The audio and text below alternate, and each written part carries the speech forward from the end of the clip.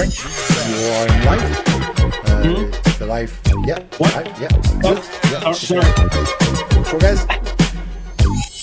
Good evening, everyone. Welcome to this third round of the 2024 SimRacingHub F1 Championship. I'm François Goulet, as usual, alone. Sorry, still. My colleague Joe Wenzel can't be here tonight. And we'll commute to this, as I said, third round of the 2024 Championship. We're going to have a great race in. We are in Shanghai, China. Leading the Drivers' Championship right now is Josh Mills from the Red Bull team, coming strong from 2 victories in a row.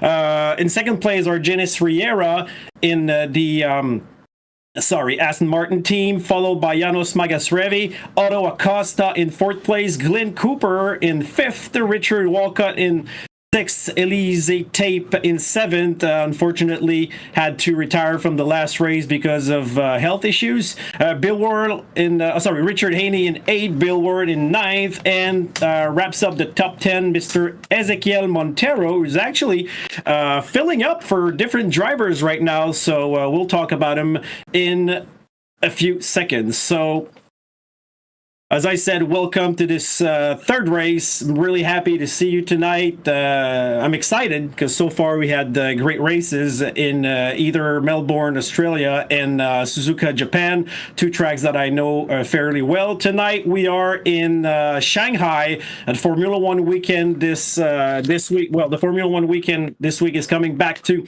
China after 5 years of absence. It's a circuit that's been here in the championship since 2004. That's when it got introduced after a few mishaps because there was supposed to be another circuit in China, but it didn't require all the homologations. It didn't have the homologations from the FIA, so they decided to build a new track in China, and we'll talk also about this furthermore.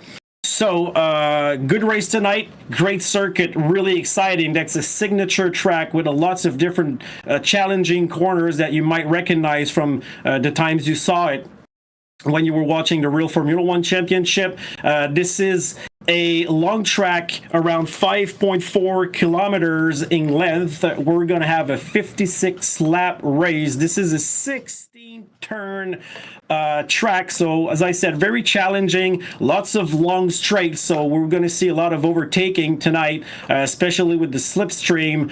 The first corner is a really tricky one, a 270-degree right-hander. Looks like the head of a violin, if you may, and then there's a tight left-hander at the end of it, a really nice one. There's also turn 13 with a lot of banking, which is one of the signature corner in this track. So as I was watching the guys practice, and as we see, I think it's Riera crashing into the wall while practicing, and Norham done here. This is really a slippery track and a really technical one. So, last race, as we said, we saw Josh Mills, I wouldn't say dominate the race, but he led it in a really, really good fashion. He made an outside pass on turn 1 on Argenis Riera. Unfortunately, Riera, that was following him for almost all the race, had the misfortune of going deep into turn 1, and that's when he lost the opportunity to fight for the first place. Although he came back from 6 seconds behind, reduced the gaps to between 3 and 2 seconds, he just couldn't reach Josh Mills. That was actually very much in control, and there was also a lot of mayhem on track. If you guys were there, if you were not, just hook it up, look it up on YouTube. You really need to see this, but there was a big crash at the hairpin between the Alpine and the Mercedes. I don't know if we can watch it. We might have the images for you, but that's the first time I ever saw a car on fire in a sim racing in my whole career. That said, that race was really interesting. That was really exciting, and Suzuka is a tough circuit. This one looks as tough, but it's less narrow, so we might see more battles along the field. So far, we have 18 drivers on track, so I'm just looking at my overlay just to see who's here and who's not. Ezequiel Montero is filling up for. Who is it? He's replacing the other Mercedes driver. Sorry, I'm looking at this. It's Jacobo Cardoso. So Ezequiel Montero, thank you, sir, for being here, because when the driver cannot make it, it's always fun to have somebody to replace him. Also, tonight, the tire compounds. First race, we were on the softest Spectre. Last race, we were on the hardest Spectre. Now we're right in the middle, C3, C2, C3, and C4 for the compound. I did see the drivers practice all the compounds, so we'll see probably hards, mediums, and soft. As I said, I saw Josh Mills, the leader in the championship, practice with hard tires, and it looks really... he was riding, slipping, and sliding all over the place, so it's going to be a tricky one. I don't know if they're going to use it, because it might be a downgrade if you use that and you're always looking up to keep the car on track. For those who are not familiar with the Shanghai track, this weekend people are talking a lot, for the real Formula One race that is, they're talking a lot about the new the resurfacing. They redid the asphalt, and there's going to be a sprint weekend. In my humble opinion, this is an exciting track. It always provided a lot of good racing, so this weekend shouldn't be different, even with new asphalt.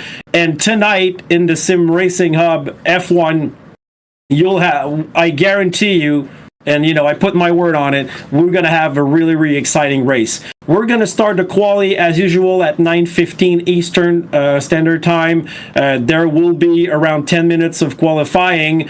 For this track, it might just be 2 hot laps. After that, there will be a 5-minute practice break, and then the race will start.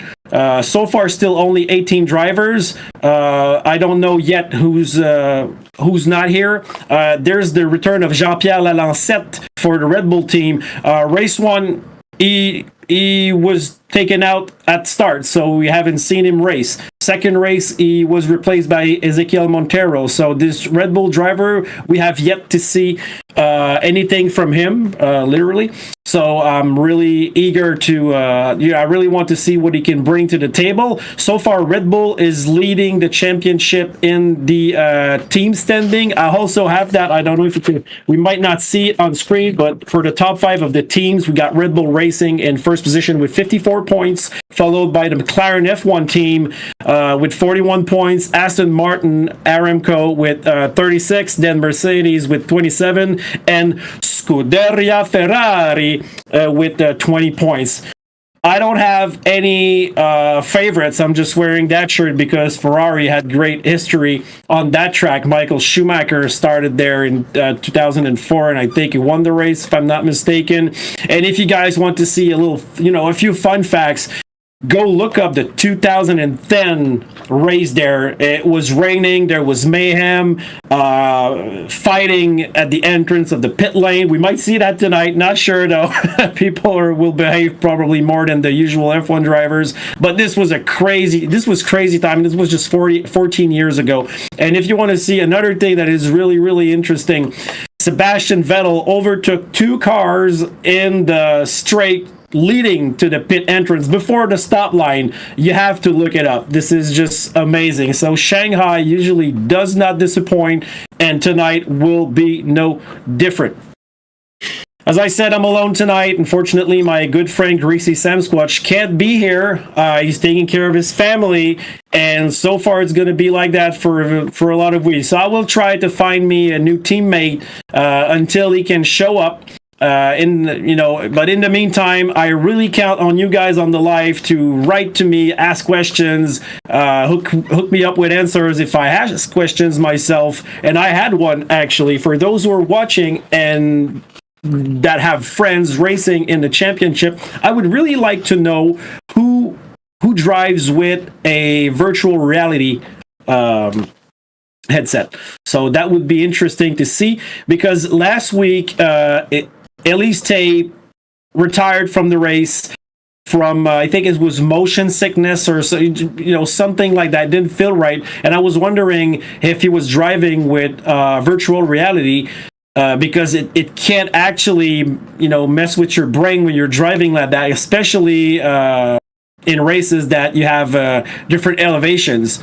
which happened a little bit, in Suzuka. So if anybody has answers for that, and I'm always going to be looking on the live, I would really love to have these answers. So 18 drivers still in the live. We got Jean-Yves Bégin. What's up, my friend? There you go. Jean-Yves, an old basketball teammate. Pleased to know that you're watching this Formula One race. This is my third one, and this is the SimRacingHub. You're watching it on GTCQ TV. I know you're new at this, so just enjoy, man. This is like a real Formula One race. Although the cars in this competition are all equal, so you won't see, well, I will say you won't see the Red Bull dominate, but actually the leader is from the Red Bull team, but that doesn't mean anything. All the cars are exactly the same, so it all comes down to the talent of the drivers, practice, and hard work. So it's 9:15, and drivers are lining up to get out of the pits and start the qualifications with the Ferrari in first position. Also, we got no specifics. Rooting for Josh Mills, my man. Oh, okay, no specifics. Yeah, I think I remember. This is Josh Mills' special half. And Josh Mills uses a virtual reality headset, so nice. Thank you very much, specifics, for that specification. So going on the outlap, very important to warm up your tires. Of course, we're going to see the soft compound. That's usually what we see for the quali. Or I mean, there's no point of using any other compound than the soft one. As I said, 16 turns this track. There's a lot of straights. Well, actually, two very long straights with passing opportunities, especially the one from turn 13 to 14.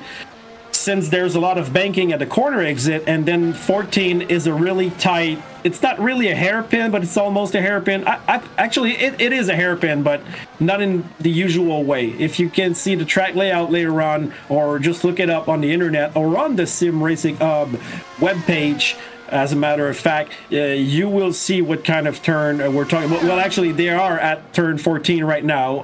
Well, the leader is the Aston Martin leading the pack. That's our Argenis Riera, our second in the championship. Very fast driver, might do the pole tonight. I'm watching him because he's bringing some good speed to the table. That 270 right-hander followed by that tight left-hander. That is turn 2. Sliding a little bit. Turn 6, another sharp right-hander, hairpin style. It looks exactly like 14 in a way. And turn number, it is 7 if I'm not mistaken. Very fast corner as well. Turn number 9, pretty slow, and 10 not exactly a 90 degrees, but another fast turn. Riera is followed on the track by Mills, so I'm going to keep an eye on him as well.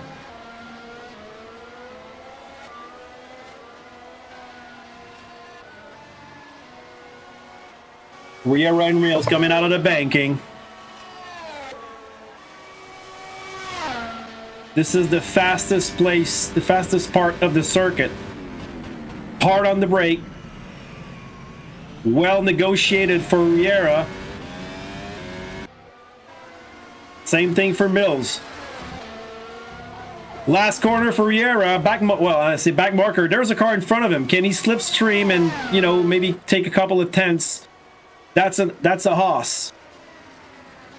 So we got a 130 for Riera, 130.181. Josh Mills following with a 130.407. Now I'm watching Jean-Pierre Lalancette for the Red Bull team. He did a 131.4, so there's already a big gap between the two leaders in the championship and the rest of the pack. So it's going to be interesting to see who's best of the rest in this championship.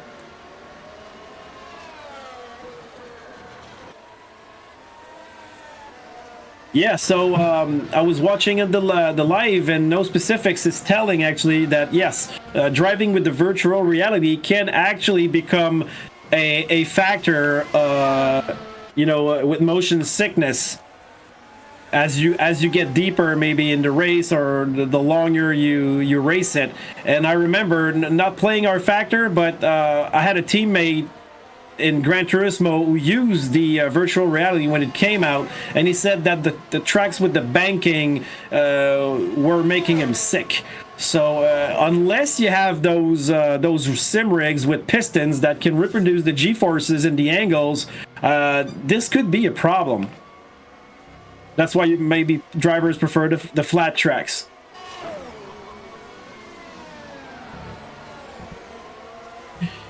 So far, Riera with a 130.1 in the pits leading, and we got top three, Josh Mills then and Otto Acosta. So it's gonna come down to Mills and Riera again for probably who gets the pole. The times are really spread apart. Otto Acosta is exactly 1 second behind Argenis Riera in third position. Then you got Ezequiel Montero, our ringer driver, with 131.3 in fourth position. Janos Magasrevi in fifth position with a 31.3. Jean-Pierre Lalancette with a 31.4. So this is quite even from third to seventh. There's like around 3 to 4, almost 3 to 4 tenths of a second difference between third and seventh position, and then between 8 and 11 you got around like half a second. And it goes down to Thomas Shepard. Well, there's 19 drivers now. Thomas Shepard in 19th position with a 139. So there's like 9 seconds separating the last from the first. For sure, there was probably issues with the drivers back there, like Thomas Shepard with a 139. There was probably an incident, got out of track or something similar. Now Riera is on another outlap. Mills as well. So we will see. There's not a lot of time left in this quali right now. 3 minutes 33. So our drivers are doing their last outlap, and there will be the last hot lap starting right now for Argenis Riera. Can the Aston Martin driver put the time below the 130 mark? Mills also starting a hot lap. Watching Riera on my screen personally. Negotiating the turn number 6 pretty well. What about Mills? Coming down to turn number 6 as well. Well done, a slight wiggle, but I don't think that's going to cost him anything. Riera arriving at turn 11, a very tight left-hander, and that's where after that right-hander, he's high on the throttle, really hard on the throttle, taking advantage of that banking. It's hard to appreciate the elevation if you don't have the proper camera angle, but still, when you see it like this, exactly like I was watching, when you see the car on the straight, you see the angle of the banking that is at turn number 13. So Riera negotiating 14 and 15, arriving at turn 16, which is a fast left-hander to the start-finish line. What kind of time is he putting on the table? Oh, 29.9! Wow! And we have to see Mills. Oh, slight wiggle after the hairpin. Might not improve. He's back in the pits. He's back in the pits. So Josh Mills aborted his lap. What's going to happen there? Can he do another one? Yeah. Oh, okay. Mills coming out of the pit. Can he do an outlap, fast enough to be able to restart another hot lap? This is going to be really, really tight. He has to do a perfect outlap in order to create enough time to start another outlap. This will be interesting to follow. In the meantime, watching Otto Acosta and his McLaren really smooth around the track, but my camera is going to be on Josh Mills because he's our leader at the championship. He's going balls out on his hot lap in order to be able to do that that extra hot lap. I mean, if he was doing a hot lap like this one, he would probably pole it. He's really going at it. I actually doubt he will have the time to do it because he came out of the pits quite late, but we never know. The start-finish line was quite far. He's at 13. This is gonna be tight. There's 13 seconds left. He's arriving at the hairpin. I don't think this is gonna do it. There's 5 seconds left. No, he won't be able to make it, but barely. Yeah, qualify has ended. 1, 2, 3. That's unfortunate for Josh Mills. You really tried hard. I have to say kudos to him. Looks like he's driving quite fast, but yeah, no, he passed the flag before, so it is done. He won't be able to do it. Unfortunately. Seems like he's still really going fast. Ezequiel Montero, our ringer, in third place. So I think everything is pretty set. So Riera in first place, then Josh Mills in second. Kudos to him for trying. Ezequiel Montero, our three-race ringer for three different teams, in third place. Very good time from Montero, followed by Otto Acosta in fourth position. Janos Magasrevi in fifth with a 31.2 for his part. Glenn Cooper in sixth position. Jean-Pierre Lalancette in seventh. So this should be good for the Red Bull team if he can keep that position or improve his position. Elise Tate in eighth position, Ricardo Senor in ninth, and Bill Worrell for Ferrari wraps up the top 10. Followed rapidly by Tony Mitsalis, Sean Higgins, Stephen Broderson, Juan del Castillo, Richard Haney, Ricky Haney in 15, John Cook in 16, Jeff Hoppenheim 17, Cliff Van Leeuward in 18, and Thomas Shepard in 19th position. We are missing a driver tonight. Well, two drivers. The one replaced by Ezequiel Montero, who's Jacobo Cardoso. And I will try to find out with my list for later on who's missing. We got some other people on the live. Sinister 7, 4 seconds late. Yeah, 4 seconds late on the start-finish line, I presume, for Josh Mills to be in order to start another lap. Look, Mills is in second position. He has shown great racecraft, great speed. He's leading in the championship. I'm not worried that he's going to provide a good show. These two drivers, Riera and Mills, are in a class of their own right now. And it will be really interesting to see what will happen and what kind of tire strategy they're going to use. They might start on different compounds. It happened before in the two previous races. I think one of them too, they had different tire compounds. So it's always nice to see the different strategies from our drivers. Last race, I asked our drivers to try to get less drivers than DNFs at the end of the race, because for those who don't know, it's like a real Formula One race. So you can have damage that can be repaired, but if there is damage that are beyond repairs, you have to retire the car.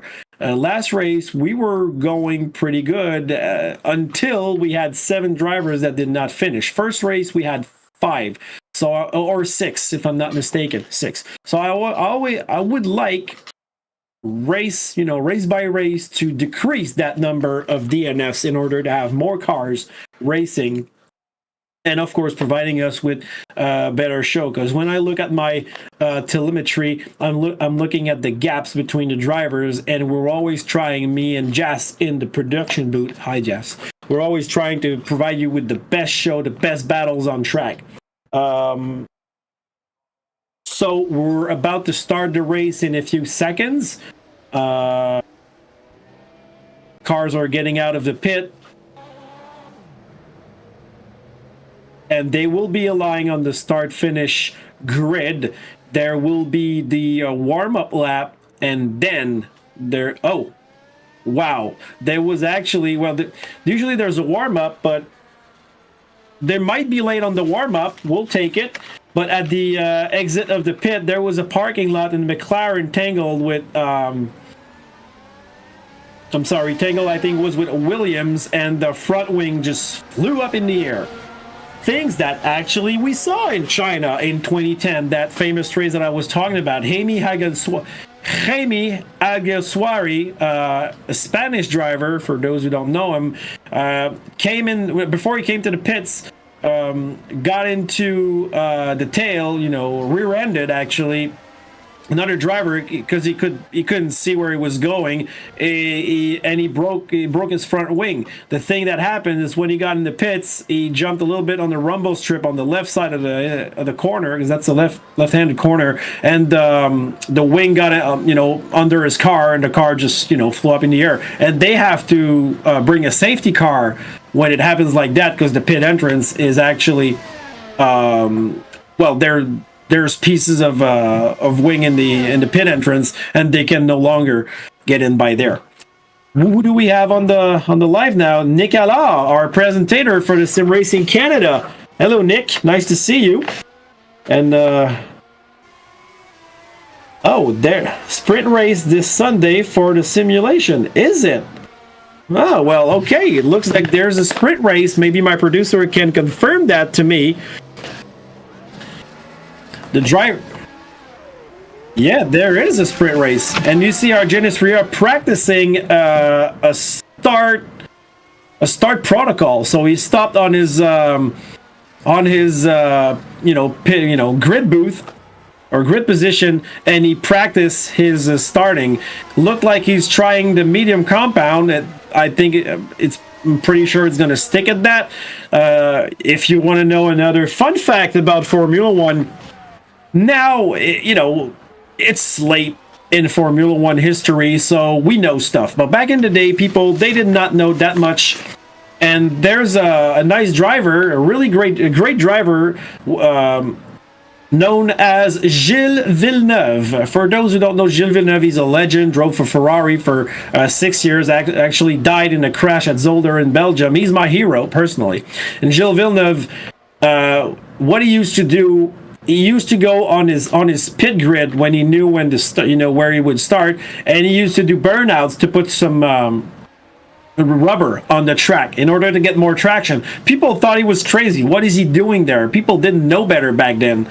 But that's a trick he brought from drag racing, because that guy did anything. Snowmobile, drag racing. He won on skis, 2 wheels, 4 wheels.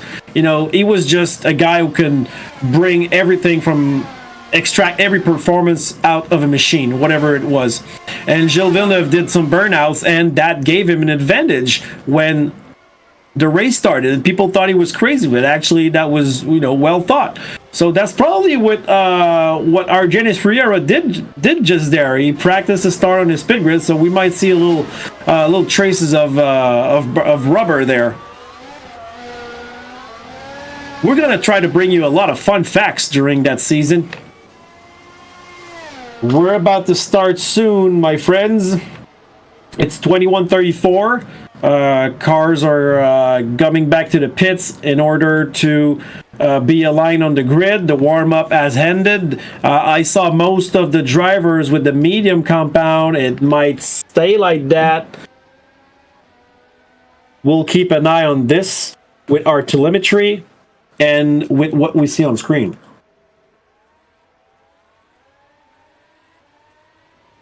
Can't wait to see that start.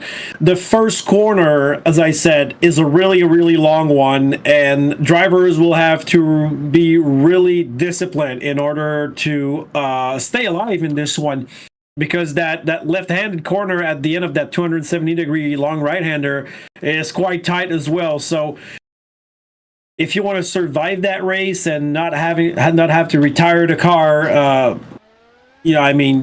You have to keep your line. Always think that there's 2 wide, maybe 3 wide. We might see that. So there's going to be a lot of action. We're seconds away from the start of the race. Remember, 56 laps. It's a 5.4 kilometer circuit, 16 corners. This is the third event of the 2024 championship of the SimRacingHub F1 on RFactor. I'm François Goulet. You're watching our program on GTCQ TV. A lot of good stuff on GTCQ TV if you like sim racing, Gran Turismo. There's the F1 Simulation Canada on the same platform on Sundays around, I think it's 7:30 if I'm not mistaken. I will have that confirmation in a second probably. And Nick Allard, who's in the live talking to us, is one of the broadcaster there with Jasmine Collard, my own producer right now, the guy who actually told me I was live when I was just having fun waiting for the race and dancing. You know, he just crashed my party.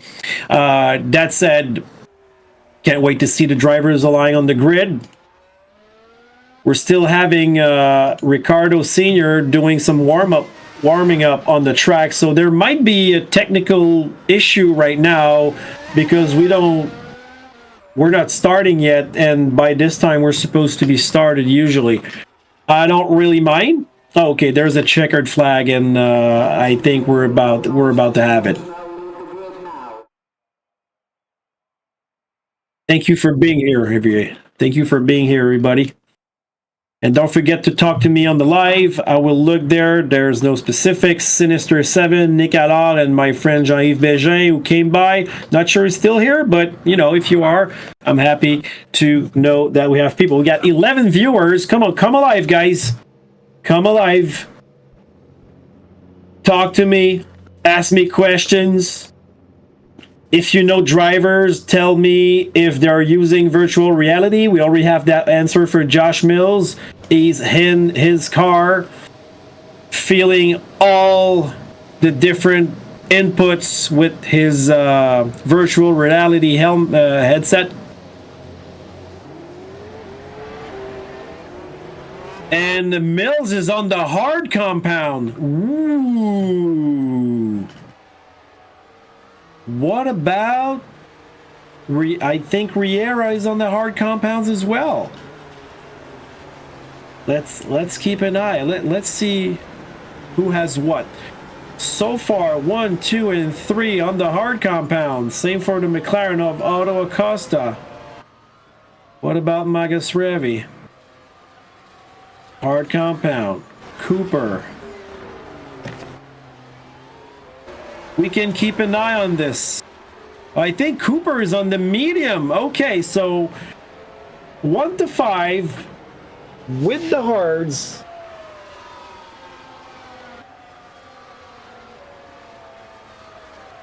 Nope, I'm mistaken. Janos Magasrevi is on the medium compound as well. So 1 to 4. So I got the good information there.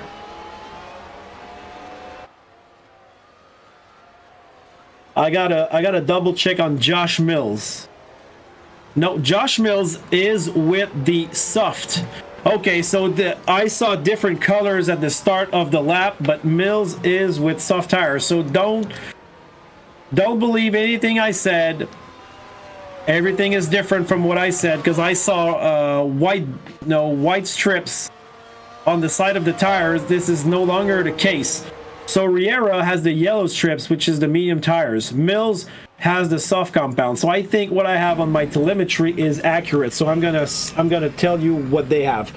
1 medium, 2nd soft, 3rd medium, 4th medium. So it's, well, Josh Mills has soft tires, and then it's mediums until 13th position with Stefan Brothers, and then mediums. John Cook is on the hard compound, Oppenheim on the soft, Van Leeuwen on the medium, and Shepard's on the medium. So most people on a medium compound, except Mills, except Broderson, except Oppenheim, and there was a hard compound somewhere. Where is you? Okay, never mind. The cars are lined up. Back of the grid, Everybody's in place. Green flag at the back of the grid.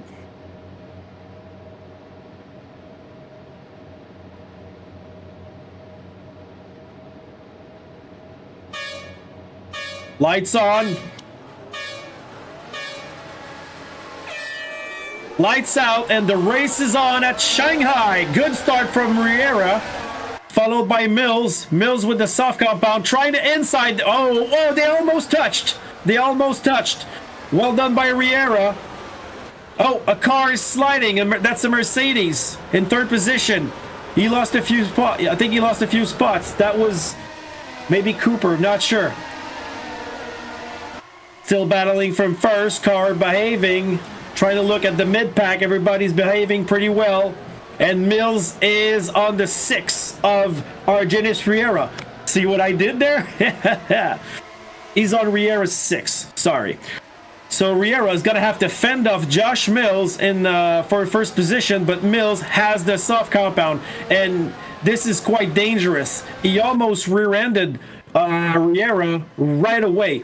And he's not going to be patient with the soft compounds. He has to take advantage of that narrow window of performance that the soft compound is going to provide to him. We got Darren Brady, Mr. Slender Churro. I tried to have Churro as my co-anchor, but he couldn't make it. Watch out, Mills using the slipstream. Is he going to be able to take the outside at the turn here? Riera protecting the inside, but Mills going deep. Good on the relaunch. Mills in first position. Overtook Argenis Riera with the soft compound. So leading the first lap, that's Josh Mills with a nice overtake from the outside at turn number 14. Well done by Josh Mills. Keep in mind that he has the soft compound. So he might get away right now, but things are going to even out later on when the soft tires will no longer be as performant as it is right now, and the medium compound will provide Riera a window of opportunity. I'm going to see on the middle of the grids, because there's other battles between Jean-Pierre Lalancette and Ezekiel Montero. Lalancette came from 7th to 5th, so he gained 2 positions. That's good for the Red Bull team. So there's a lot of battles going on right now. Of course, we're still at lap 2, so everybody's still bunched up. Watching 3rd and 4th right now, both drivers on the medium compound. There's half a second between the two of them, and there's a nice train from 3rd to, I think that's 8. Oh no, more than that. There's a long train for the best of the rest, if I may. In front, Mills is already creating a gap, but Riera still in the 1 second. The mid-pack will be exciting today. There's a train of cars, and the Mercedes is trying to inside to get 3rd position. He's going deep. He went too deep on the relaunch. He's gonna lose. Oh, instead of gaining a position, he lost a position. That was a decent try from the driver, Janos Magasrevi. Unfortunately, couldn't make it work. Jean-Pierre Lalancette took advantage of that and is now into 4th position. That's good for the Red Bull driver. Came back this race after a catastrophic first race and a no-show on the second one for Jean-Pierre Lalancette. The Mercedes is following Lalancette right now. Janos Magasrevi, very much hungry after his little mistake that made him lose a position. We'll try to come back at Lalancette. Going back up front, Mills is creating a gap, so for now the show will be in the mid-pack. Ezekiel Montero also ringing for Mercedes, following his teammate. The two Mercedes driver negotiating pretty well the curves, the S's. And this might happen. I don't know if there's team orders, because Montero is ringing for is Jacobo Cardoso right now, but Montero is in the top 10 in the points, even though he's a ringer for this season.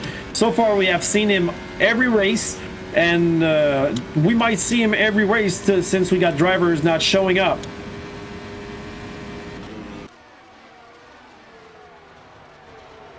Don't know what Montero's doing. Went offline and was wiggling the car, maybe to warm up the tires. Maybe he has other issues. Not sure. Maybe testing something. Usually when you get out of line is to create downforce, not following somebody. But when you are on the straight, that makes no sense at all. So I don't know what's happening. We got a good fight up there. La Lancette followed by Magas Revi on his 6th. He was very much under pressure, but now he has a little breathing space. La Lancette behind Auto Acosta. We have seen great racing from Auto Acosta. So far, the McLaren drivers, they don't bring much attention, but they're very much in contention because I think their team is in 2nd position in the team championship. So they're just like doing their job very well, not creating drama or anything, but they're operating at a very high level. The two Mercedes are still close to each other. Will they be able to catch Jean-Pierre Lalancette and get that fourth spot from him that he lost or they lost? Talking about the Mercedes team.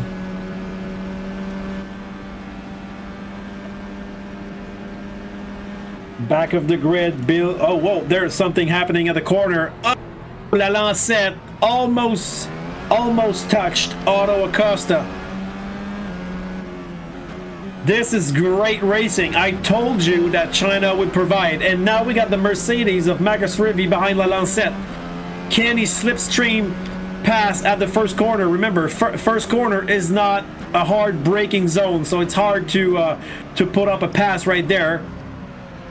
You can take different racing lines, different apexes. Great relaunch by Lalancette. Lalancette trying to catch Auto Acosta, but oh, Lalancette spun. Oh, he cut the car back, and the Mercedes almost tangled together. Woo! That was close. Well done by Lalancette to regain control of his car, but that created a little bit of discomfort on the Mercedes camp.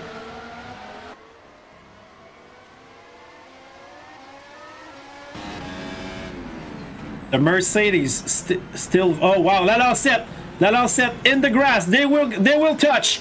They spot. They tangle. Lalancette and that's Magas Revi. Is there any damage? Lalancette back on the throttle. Is there any damage on either of those cars? I don't see it on my screen, but they tangled together. They touched. Lalancette made Magas Revi spin. So yes, he spun, and now there's a battle between Lalancette, the McLaren of Tape and Cooper. This is great racing, everybody. I don't know if Lalancette's car is damaged. Doesn't look like it. I'm staying there because there's a battle to be seen, but I want to see Magas Revi. I think his car looks okay. Looks okay, but he lost a ton of spots. That's unfortunate. So Acosta in 4th position, have a lot of breathing space since the mishaps of the drivers behind him. Montero, not much affected, lost time, but his car is okay. Cooper in no man's land as well, and now you got Tate followed by Lalancette. This is actually what we're going to look at, because this is the battle which is on the table, created by the situation of Lalancette tangling with the Mercedes of Magas Revi. Unfortunate, but on the good side, the cars are not retired. So that's what we wanted to do. That's what we wanted to see.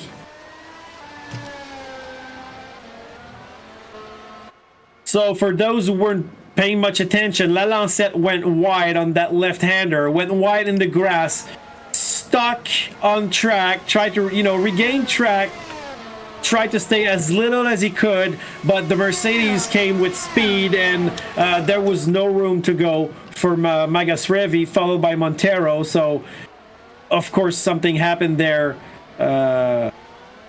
very fortunate that the car looks okay. And they seems to be okay. All right, so for tape, Lalancette and Richard Haney in the Williams, we got a battle right there. Otherwise on track, we got space, but John Cook and Juan del Castillo are close to each other, the two teammates. We'll keep an eye on this as well. And Mitsalis behind Oppenheim and Ricardo Sr. as well. Battling. On my screen, I'm looking at Lalancette. Not because I like to say his name, and I'm good with it, but because so far he has been in the middle of every situation.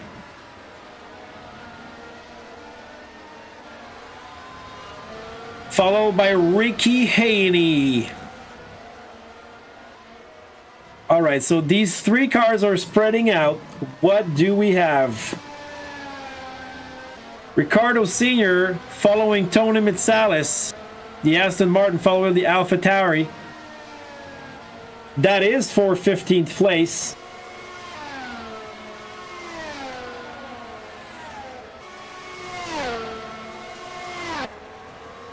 In the meantime, Riera's back in front of Josh Mills. What happened? I missed that. I'm so sorry.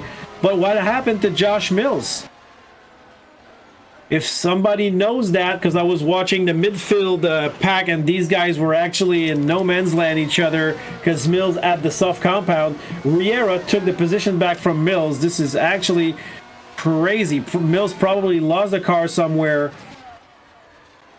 Maybe specifics can tell us. I'm seeing Mills struggling with the car right now. And he's 4.2 seconds behind Riera.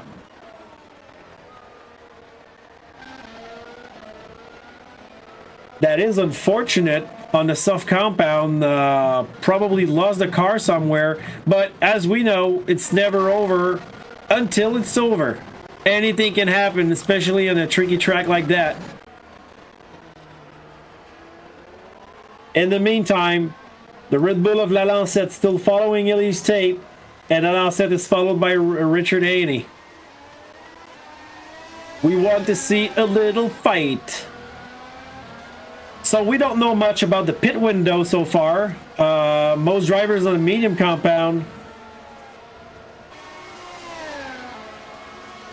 So did he lose it because my YouTube or just crash and I don't know? Did he lose it because my YouTube just crashed and I don't know why? Okay. Oh, watch out. Overtaking. Lalancette on tape. Well done. So we don't have any answer regarding Mills, but Lalancette pulled the move on Elise Tape. And Elise Tape very much wide on the last corner. Could have lost the car, but now he's got the slipstream. Can he bring the fight back to Lalancette? In the dirty air, in the 270-degree first right-hander. And if they lose time to each other, can Richard Haney take advantage of that battle?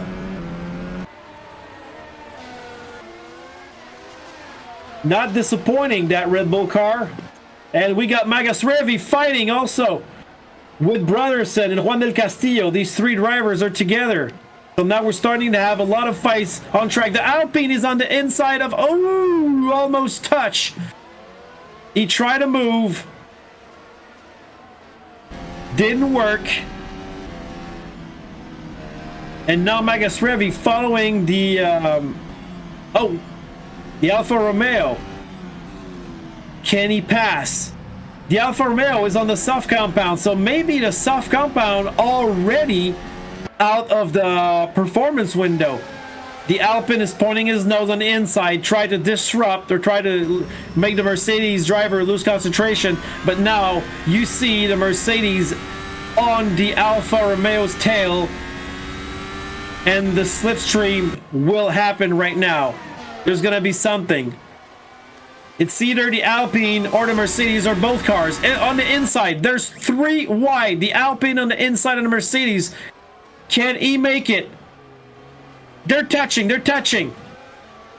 No damage there. Mercedes passed. The Alpine as well. The Alfa Romeo is relegated to, I think it's 11th.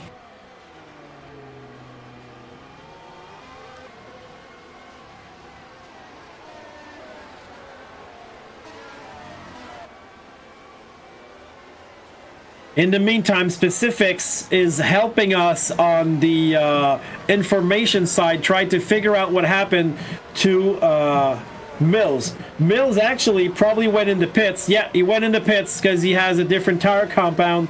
It might have been the performance window of the soft tires dropping immediately.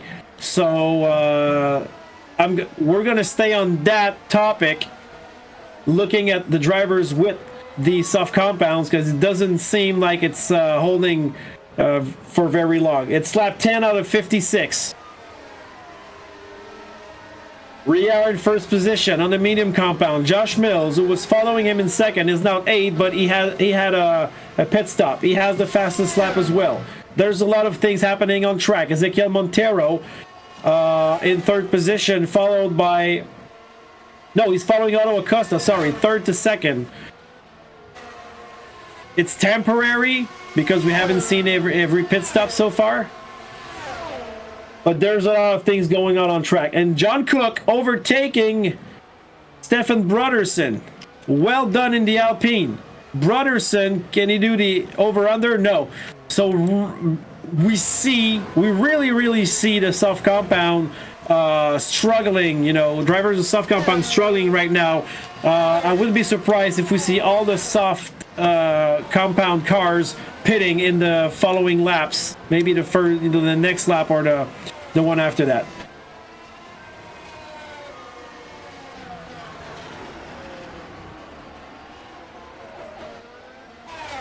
On the live, okay, early stop, this will be good. Yeah, let's see how strategies plays out.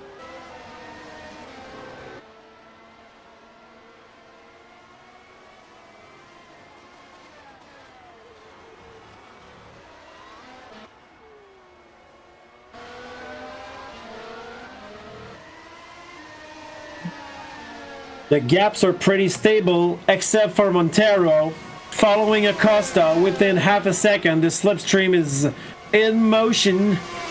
Will he be able to do a pass? I think it will happen right now. No. Patiently waiting. A good lift and coast.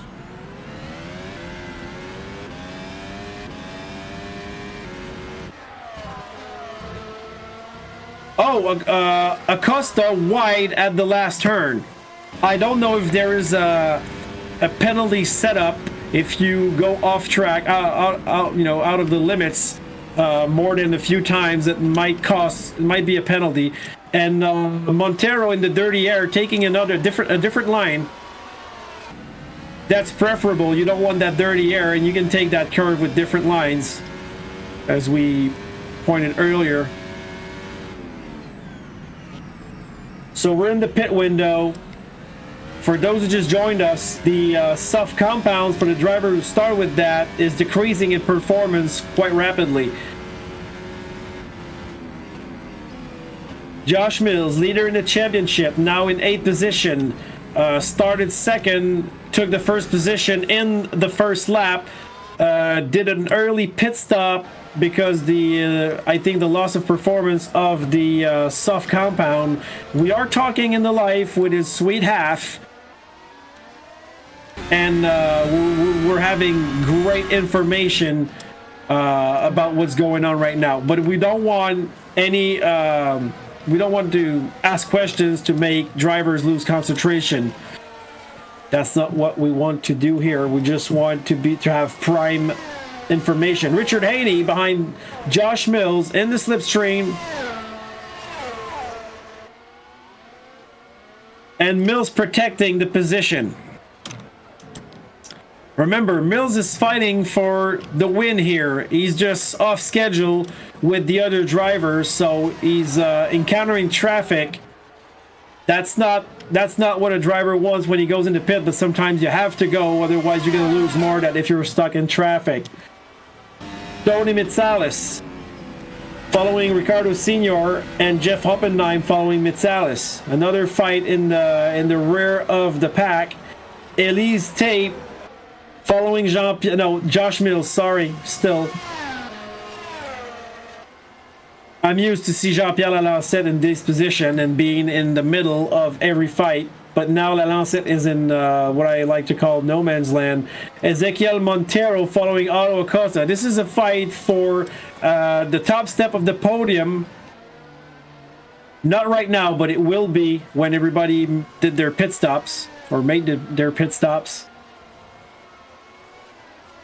And I don't know about Montero, but I see his car wiggling back and forth every time he's on a straight. I don't know what's going on. There might be a hardware issue, but if you look at Ezequiel Montero, you see sometimes you see his nose wiggling, shaky from left to right. Now he's in the slipstream of Acosta. Can he make it? Twice in a row, he decided to be patient. And I think that's a clever decision. He was not quite there. And if you can stick in the slim stream of the driver in front and set yourself up for a good pass on the following lap. I mean, this is a long race. We're lap 14th out of 56. So this is quite young as we are in the race right now. The Mercedes in third position following the McLaren. He's on his tail.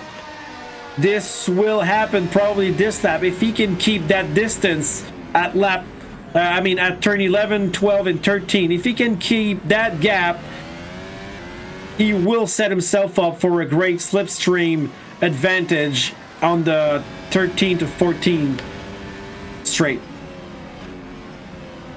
Watching Montero following Otto Acosta. That's the battle I'm looking right now. There is other battles on track, but we want to see what's going to happen for the top step of the podium. And now Acosta actually created a little 0.2 of a bigger gap. And we are at turn number 13, and I don't think Montero was able to keep the distance I was talking about in order to set himself up for an overtake. So that's when you use the slipstream. Oh, very deep in the curve, late on the braking, so that's going to cost them even more. That's unfortunate for Montero, but trying hard to do the right thing is actually made him lose time. And Glenn Cooper is lurking in the shadows back there.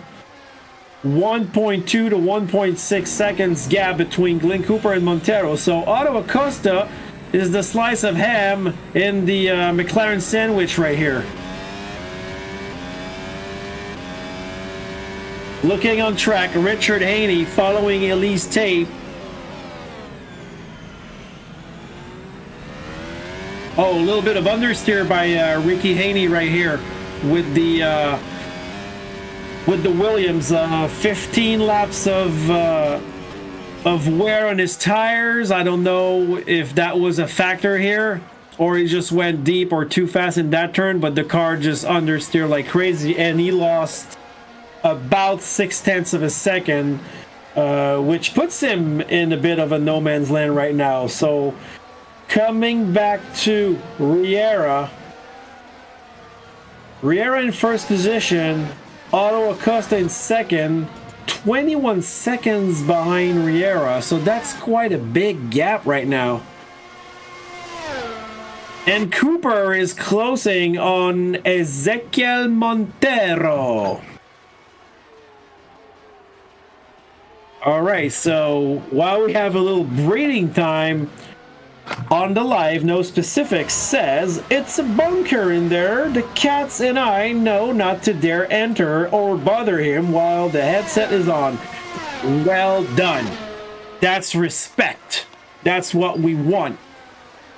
And if you guys want another fun fact, I'm a sim racer myself. I was in a tight competition, fighting for the top spot in the first split of Gran Turismo. I had the race of my life under rain condition, and my girlfriend, which we had a newborn baby, called me on the phone, and I know she wouldn't call me for nothing.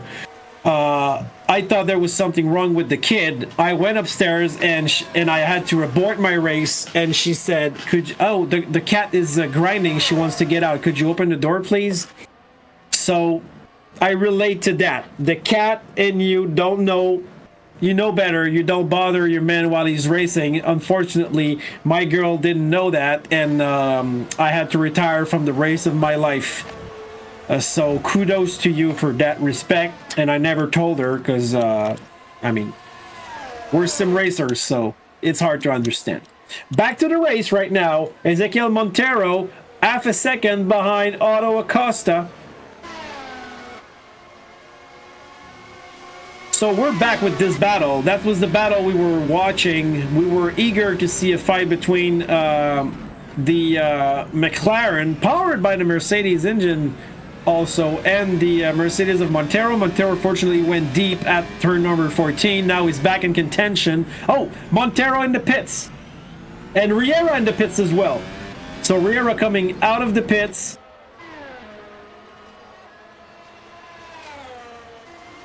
And Otto Acosta right there.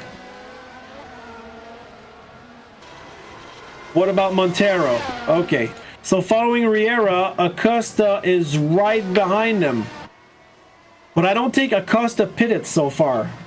We're supposed to see that somewhere. Let me look. I don't have that information right now, but I don't think Acosta pitted. So he's off schedule. But what about Josh Mills? So if I'm counting, Mills is around 7 seconds behind Argenis Riera. Now the Haasback marker let Mills by. Good gesture. And Mills is in fourth position. Remember, Josh Mills is leading in the championship. His sweet half and his cat are not bothering him right now, so he should be okay. But Riera took advantage of the performance of the medium compound. He's still on the medium compound, probably going to keep the soft compound for the end of the race, maybe trying to put a hot lap as well, maybe the fastest lap, in order to gain some points back. That would bring the Drivers' Championship tighter. And give us... Oh, wow. That was close. Riera went to the turn number 1, and there was an AlphaTauri coming out of the pits. That pit exit is, I think, another sketchy one. Sometimes when the pit exit is close to turn number 1, it's really hard to negotiate. Cars are getting out, and they're almost on the apex of the corner. That's super dangerous. We see that a lot in different circuits. They usually modify the circuit in order to bring a little more safety in that matter. Riera leading. Second position, Otto Acosta. I think he's off schedule, so we have to confirm that. Followed by Glenn Cooper in the other McLaren. And Josh Mills is coming like a mad train. Yeah, he's got the new compound and he's got the speed. In a different universe, I would say he's got the Red Bull, but that doesn't make any difference here. It's just delivery. But we say Red Bull gives you wings. So he's going to fly over to McLaren right now. No, going on the inside. McLaren driver not even fighting. I think he knows that's not his fight. Oh, but Mills going deep. Maybe victim of the dirty air of the AlphaTauri. That was the back marker to pass there. But Cooper still not fighting back, knowing very much that Mills is gonna, he's gonna go away. That's what's gonna happen here. So clever by Cooper not to intervene. in Josh Mills' remontada. So Mills lost a couple of seconds right there, or maybe just one, but there's a gap of 8 seconds, and now the positions are back to what it was prior to the pit stops. Mills struggling with the braking right now, gonna lose a little more time. Riera in the Aston Martin very much in control. But here at SimRacingHub and on GTCQ TV, we want to see remontadas. So we don't, we want good fights. So we would love to see Mills coming back from that situation and fight Argenis Riera. In the meantime, in the mid-pack, John Cook is following Ricardo Senor for 6th position within a second. We got Magus Revi behind Richard Haney. Magus Revi has been in all battles so far. Great show from his part. I would like to thank him for that because he's providing a lot of action.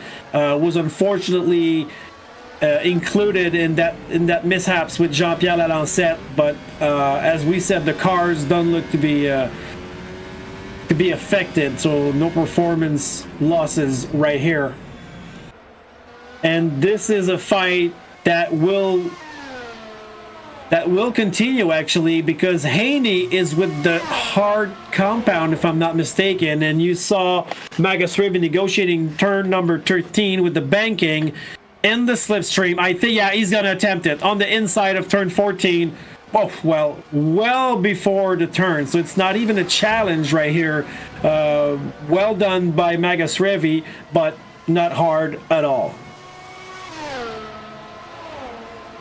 So far, we have, I'm going to knock on wood, no DNFs, no retired car. Thomas Shepard's in the pit.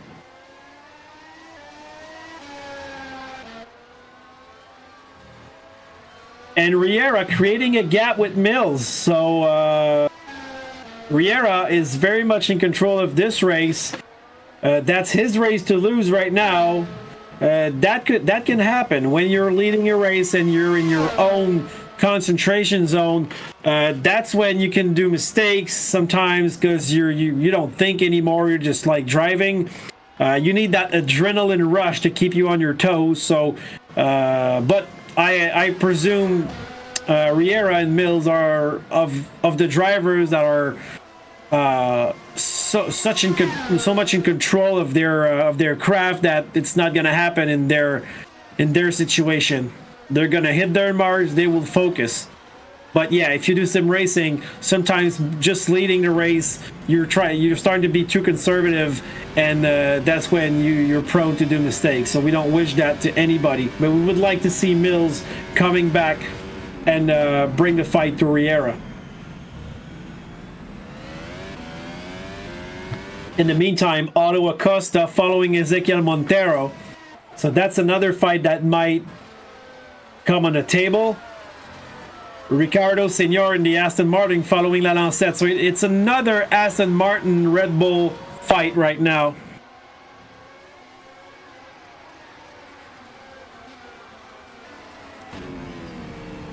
No immediate fights right now.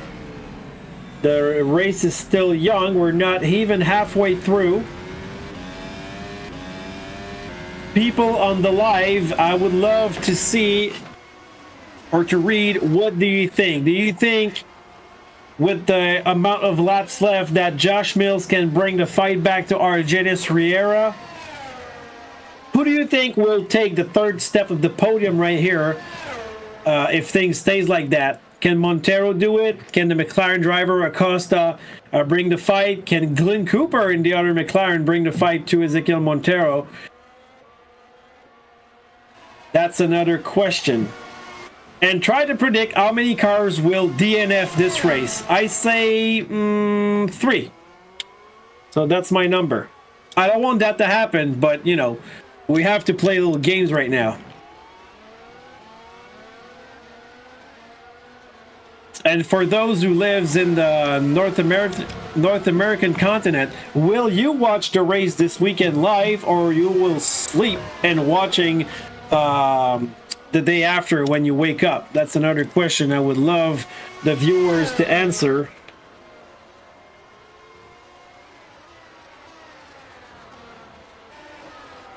There will be a race in 2 weeks. So far the races will be every 2 weeks until August, if I'm not mistaken. And our next event will be, producer please.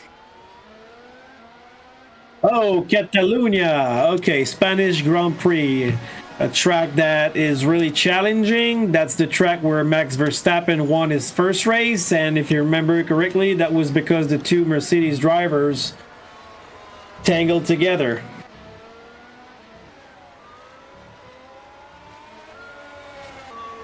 May 16th. San Marino in Italy.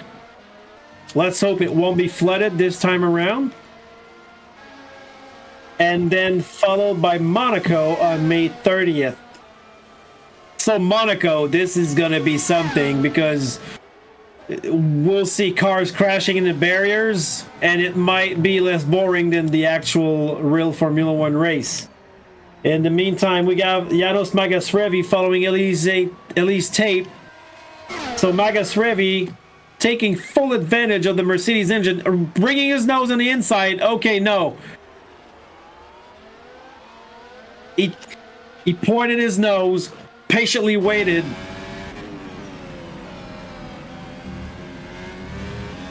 Setting himself up for the next lap pass. And Ricardo Senior, Ricardo Senior in the pits.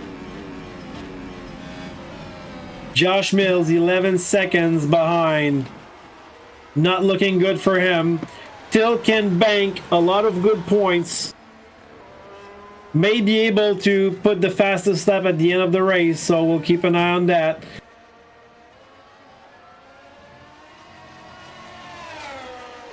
Following Magasrevi and Tape, that's the only fight we have on the table. But oh no, Juan del Castillo is following Richard Haney, but they're not as close as our friends there, Magasrevi and Tape. I stand corrected. Then Castillo behind Mitsalis, side by side. They almost touched. This is great racing. Oh, they touched. And Del Castillo on the outside of the AlphaTauri. Wow, great fight, side by side. Oh, the AlphaTauri kept the position, protected, cut the nose of Juan Del Castillo, but great move by Del Castillo. Wow, that was great racing there, side by side for many curves. This is not over, viewers. This will come back in a few seconds. I don't think Del Castillo said his last words on this fight. So the slipstream, very efficient on that straight. Can Del Castillo take advantage of that slip? Yes. He's pointing his nose on the inside. Will complete the pass even before the curve is done. Cutting the line. Can the AlphaTauri? No, the AlphaTauri, when putting the throttle back, slid a little. Well done by Juan Del Castillo. Thank you for the show. That was really nice. I'm happy that we didn't miss this.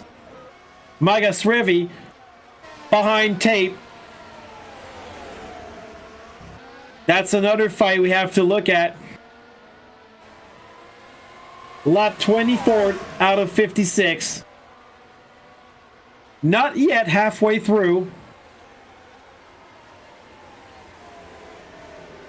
Really smooth to the curve. Whoa! Ellie's Tape just wiggled a little bit, so he probably lost 1 or 2 tenths. That's gonna help Magasrevi. And Magasrevi is on Tape 6 o'clock right now. All right. Oh no! A little wiggle from Magasrevi. That's gonna cost him probably the opportunity to do that overtake, but he's gonna use the slipstream to get closer to the driver of the Haas team. No, he's got the slip. The Haas team protected the inside. Can Magasrevi pass on the outside, side by side? And on the relaunch, the Haas struggled a little bit, but managed to keep his position. This is crazy. Now they're back. They're back on the start-finish straight. This is great racing from the two drivers from the Haas team in the Mercedes AMG Petronas. Janos Magasrevi following Elise Tate. That's a good fight. That's the best fight we have on the table right now in the field. Can Magasrevi take advantage of that slip after turn 13? That's the place where everything happened so far. Unless it was a catastrophic mistake by anyone else. The difference between the two drivers is about half a second. And so far, Tape has defended like a boss.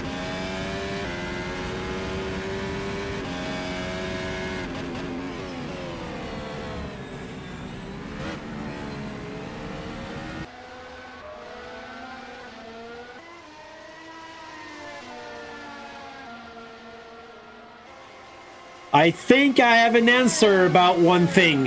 When we see the drivers going out of line instead of taking the slipstream, it might be because they want to cool down their tires or brake. That would make sense. Josh Mills did a pit stop, and he's back in traffic. So watching Mills negotiating with traffic, as well as we're watching Magasrevi trying to get to Elise Tape's Haas. That's hard to say, sorry. Remember, Frenchie over here, doing my best. So Mills will be able to overtake Otto Acosta. Shouldn't be a factor. And now Magasrevi is still behind Tape.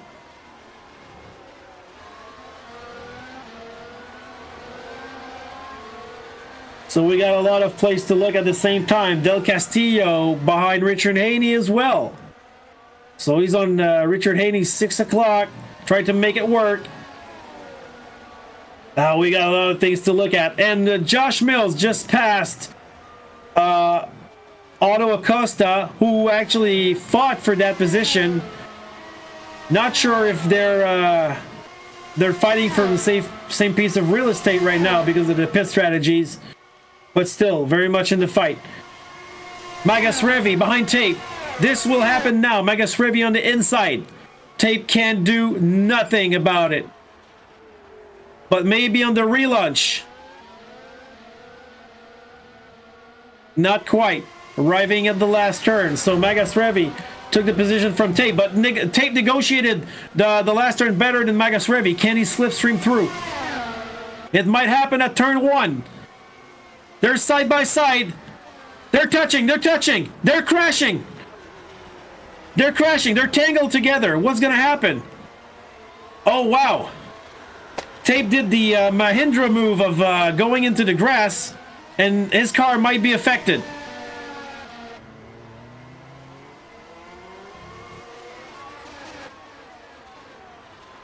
I'm looking at both of them to see if there's damage, if the cars are affected. So far, no visible damage.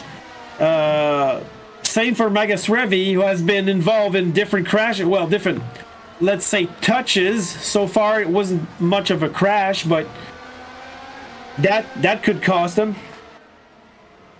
And now we got Mills overtaking Ezequiel Montero for second place. Nicely done. A formality.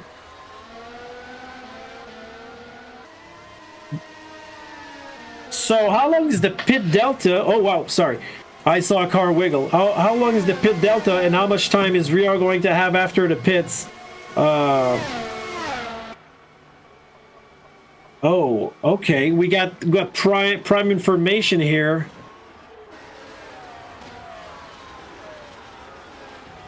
My special someone has no tires now after that touch. Okay, that's unfortunate.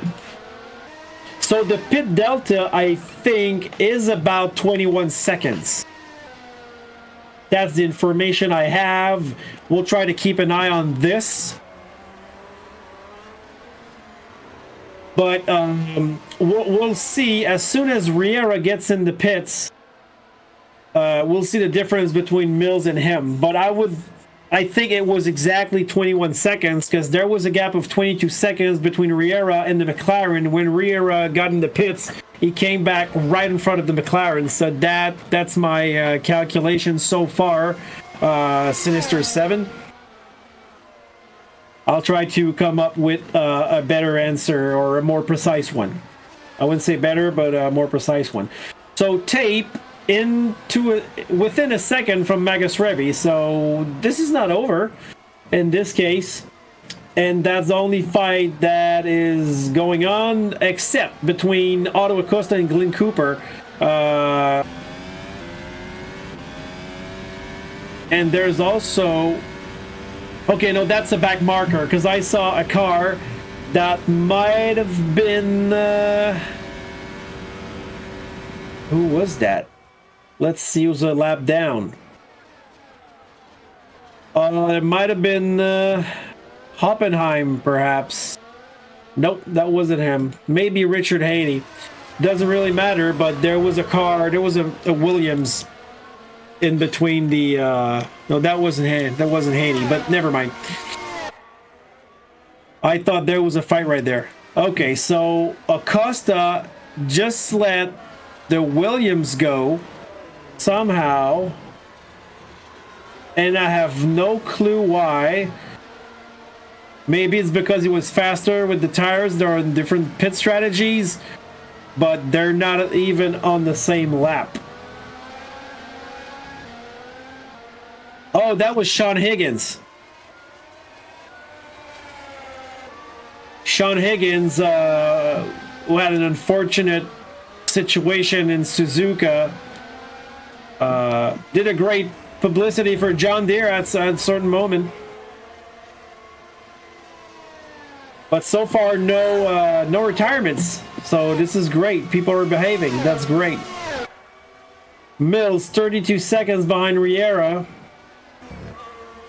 Riera controlling that race. So far, the fastest lap belongs to John Mills with a 1:33.4. Sorry, I said John. Sorry, Josh Mills. I don't know where I took that. I'm so sorry.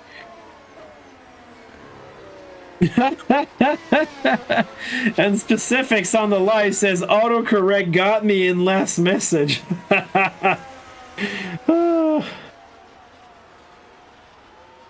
Yeah, I don't think that's yeah, that wasn't your boy. Well, we can't say that we don't have fun right here. So Shepard, is that Shepard? Sorry, no, I'm mistaken. That senior letting his teammate by. So the Aston Martin just lapped his teammate, but Riera still in control. Waiting for him to go to the pits. We're past the halfway through the race so far.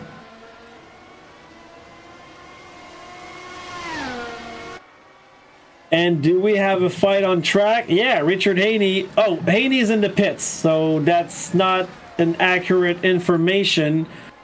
John Cook behind Stefan Brotherson. That could be a fight. Let's see where Haney comes out. And he comes out in the middle of a pack. And look how dangerous it is. The pit exit.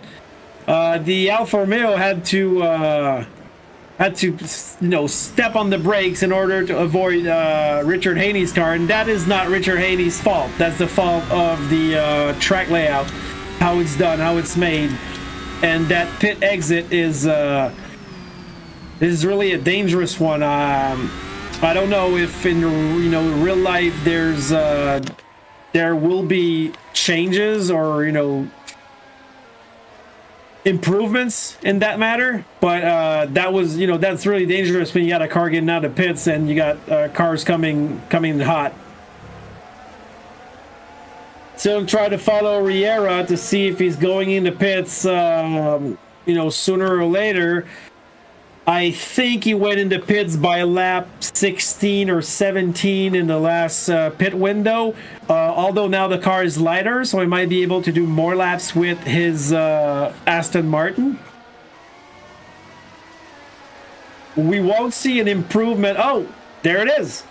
Riera in the pits, so we have it. There's a gap of around 30 seconds going down right now, but we'll see. Let's start from 30. That's what we have before you went in the pits.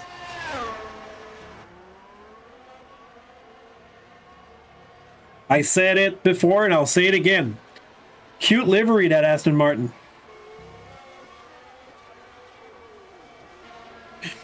Getting back on track. Within traffic. Still on the medium compound for Argenis Riera. This might be dangerous.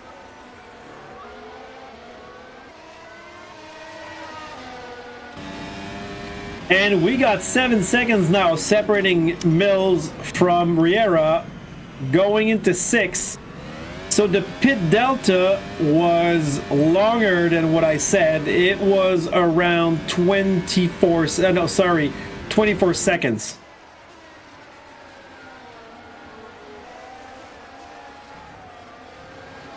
Yeah, around 23 to 24 seconds, because the gaps are fluctuating.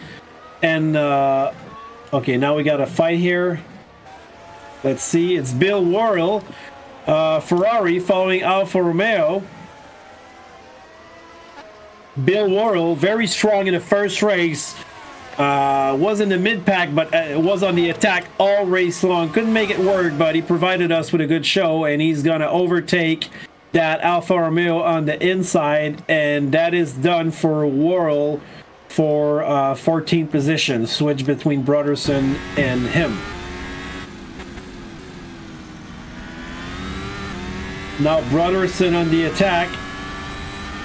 Can he slipstream through turn 1?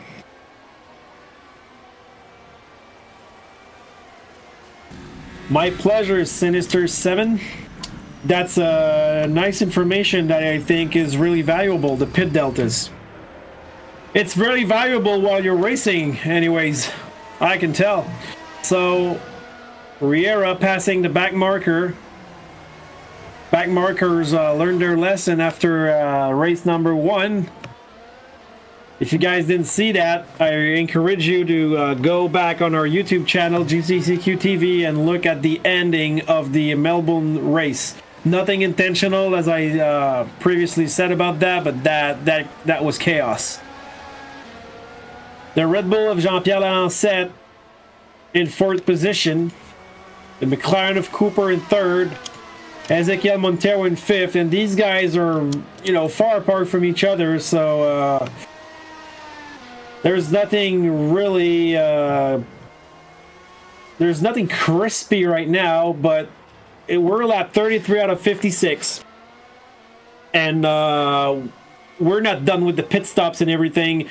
I think Riera is gonna put some soft tires at the end. Mills is closing the gaps on Riera, so let's see what will happen there. So Mills on the medium compound, he can make it work. It can happen. Just to maybe 1 or 2 mistakes from Riera, and Mills could come back in contentions. Because if you're familiar with racing, the faster the cars, the more costly the mistakes are.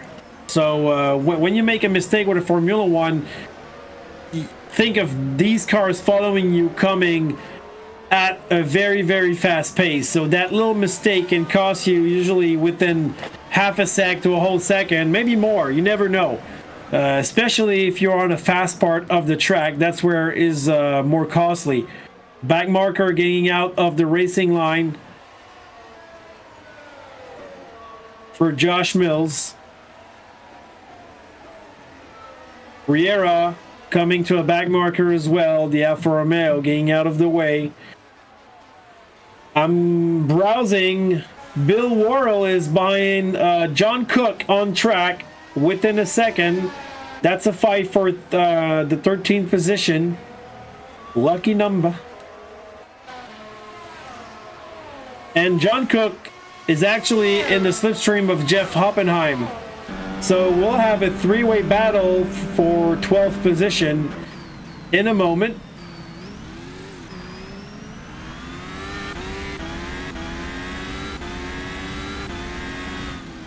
And these cars have been lapped by Riera, actually.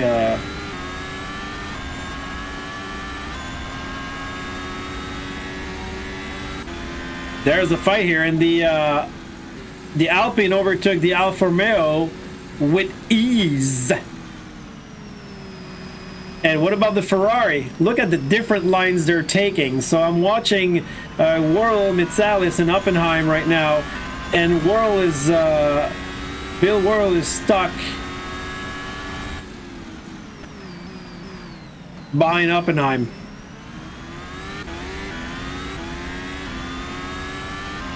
Elsewhere on track, we got Montero. What's happening? There's probably a pit stop because I saw. Yeah, okay, Jean-Pierre Lalancette in the pits. That explains the little gap. Unfortunately, that's not a battle we can watch. It's just the telemetry mishap. No worries there.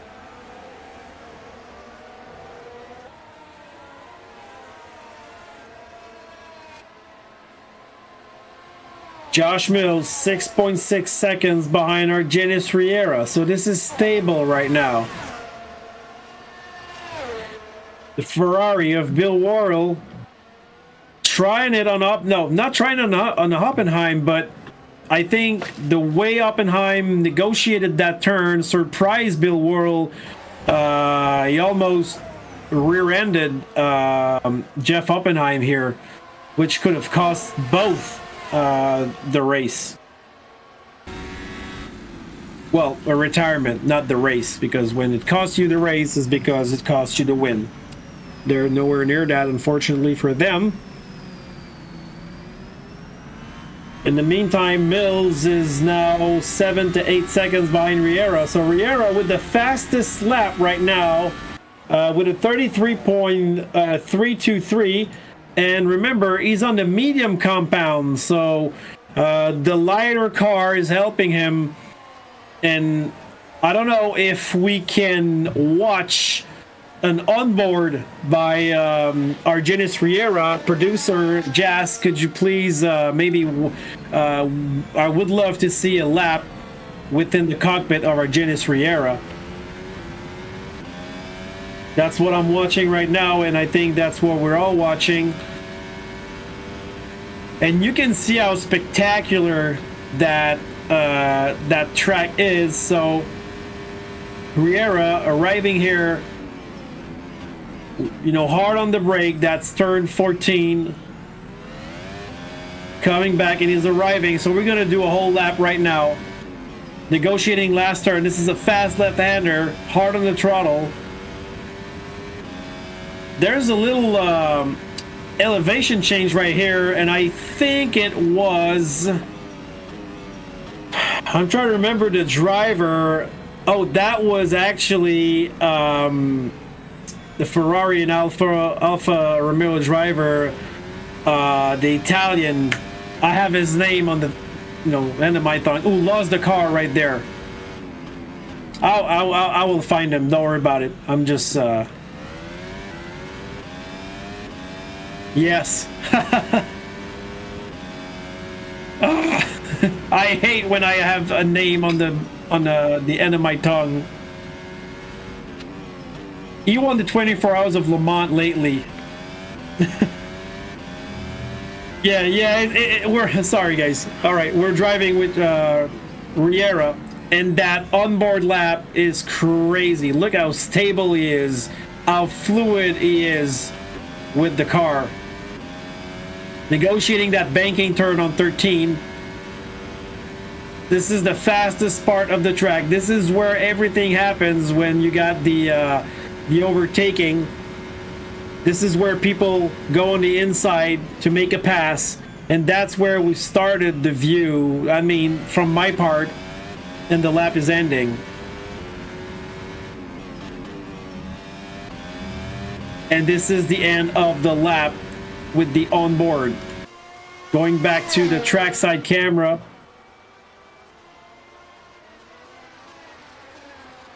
And so far in the mid pack, we got John Cook behind Bill Worrell.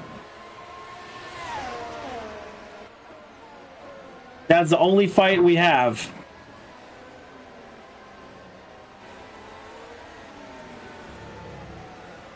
Unfortunately, Josh Mills is not able to reduce the gap from Argenis Riera.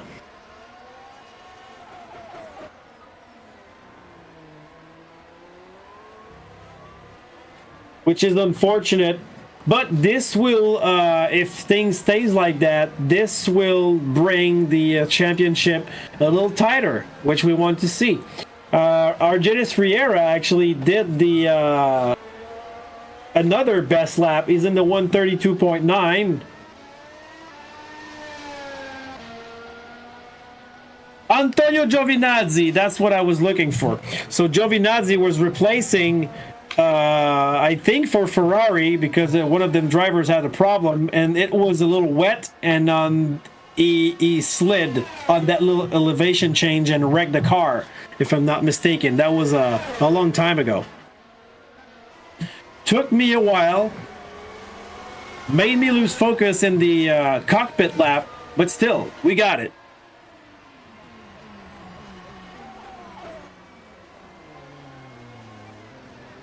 So where are the fights right now?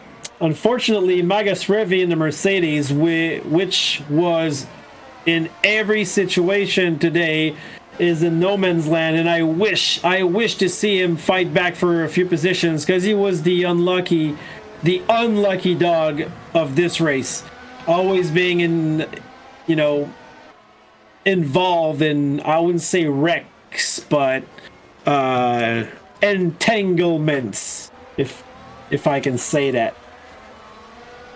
So actually, Magas Revi is closing the gap with Jean-Pierre Lalancette. He's within a second. So thank you for that. What we want is a good show.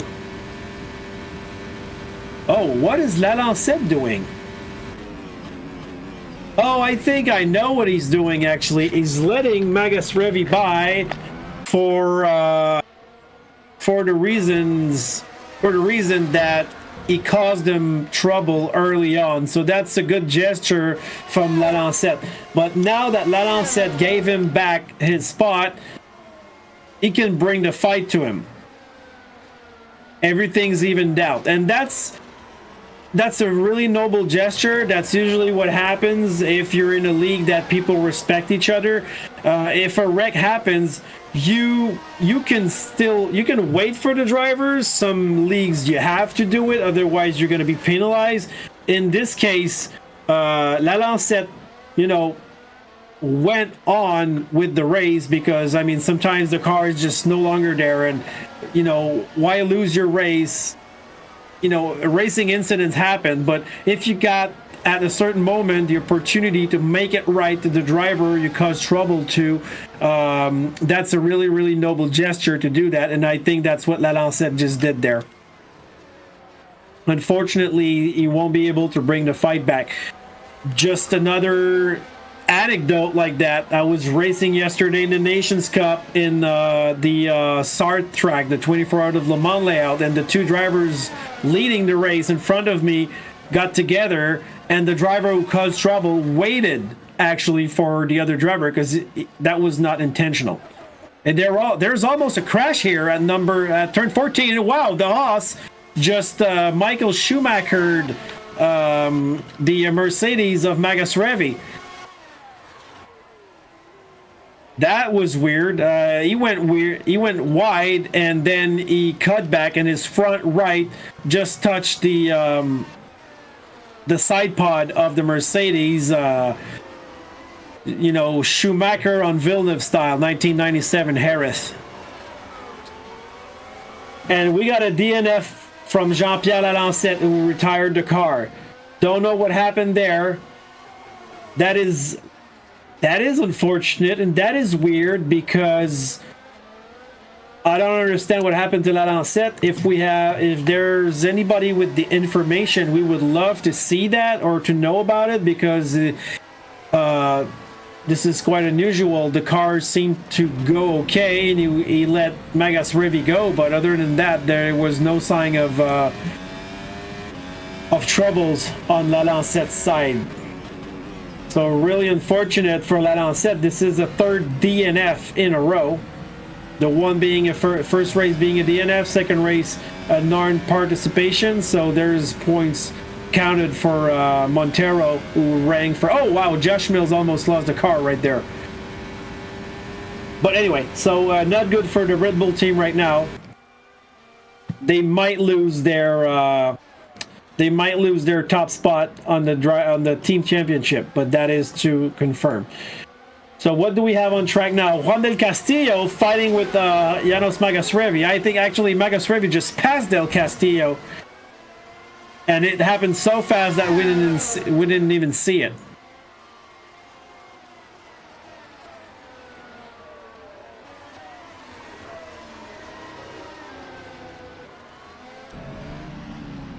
So Del Castillo still following Magasrevi. Is within half a second. This might be a legit battle, and we do hope so.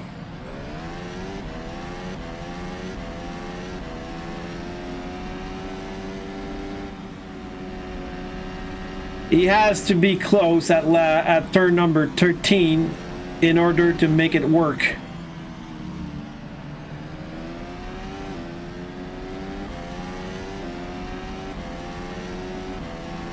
Not gonna happen. Magasrevi is pulling from Del Castillo, so that's another thing that we won't be counting on unless Magasrevi makes a mistake. Tony Mitsalis 1.1 seconds behind John Cook. That's another battle we can watch, but not quite close enough to be crispy.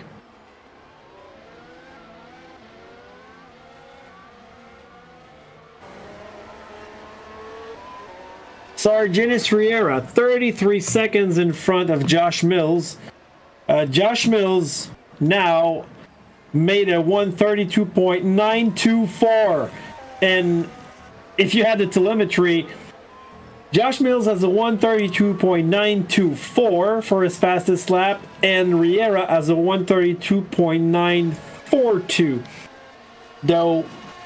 So those two last numbers inverted makes a difference of 18 thousandths of a second between these two drivers for the fastest lap. So this will actually be a fun thing to watch as the race goes on. This is lap 43 out of 56.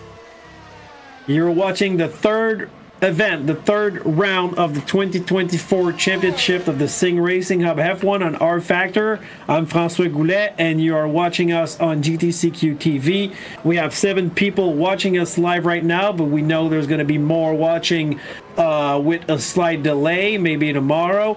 There's a few people in the live talking, providing us with information. I would like to thank you, everybody.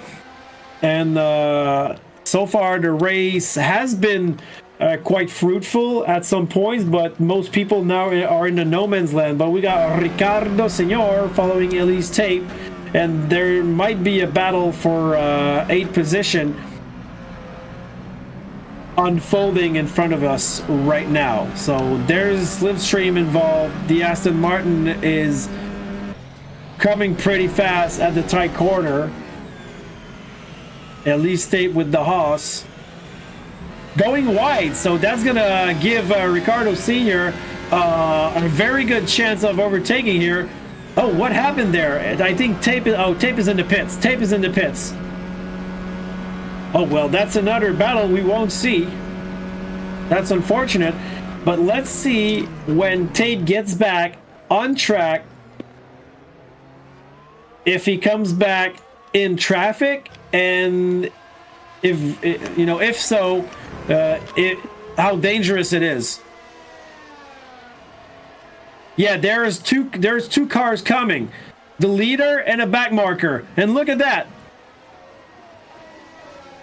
Not the leader, but Josh Mills was coming like a mad train, and that was also another dangerous pit exit. It could have been way worse.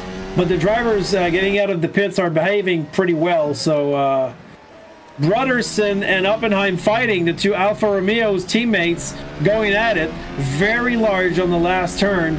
When I saw the delta between the two, the difference, the gap was 0.000 at some point.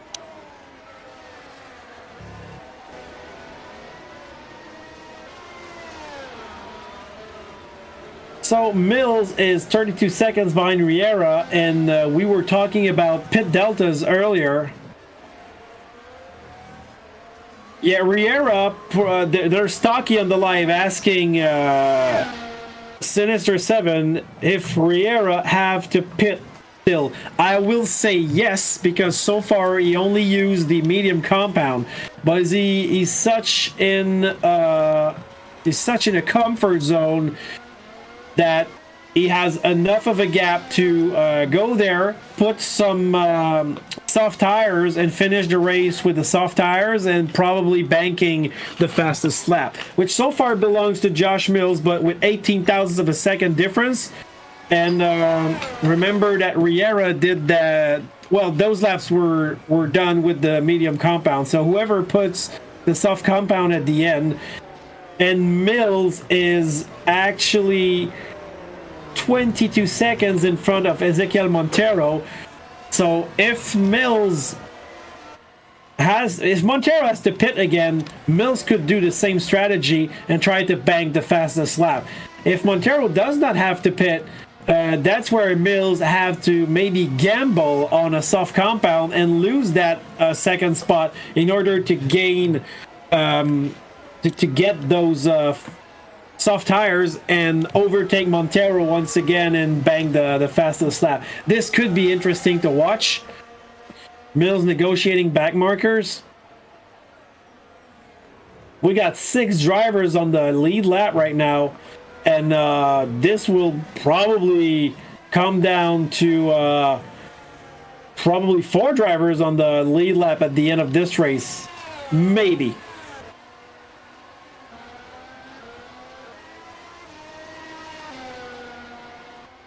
Richard Haney behind Del Castillo at the start-finish straight.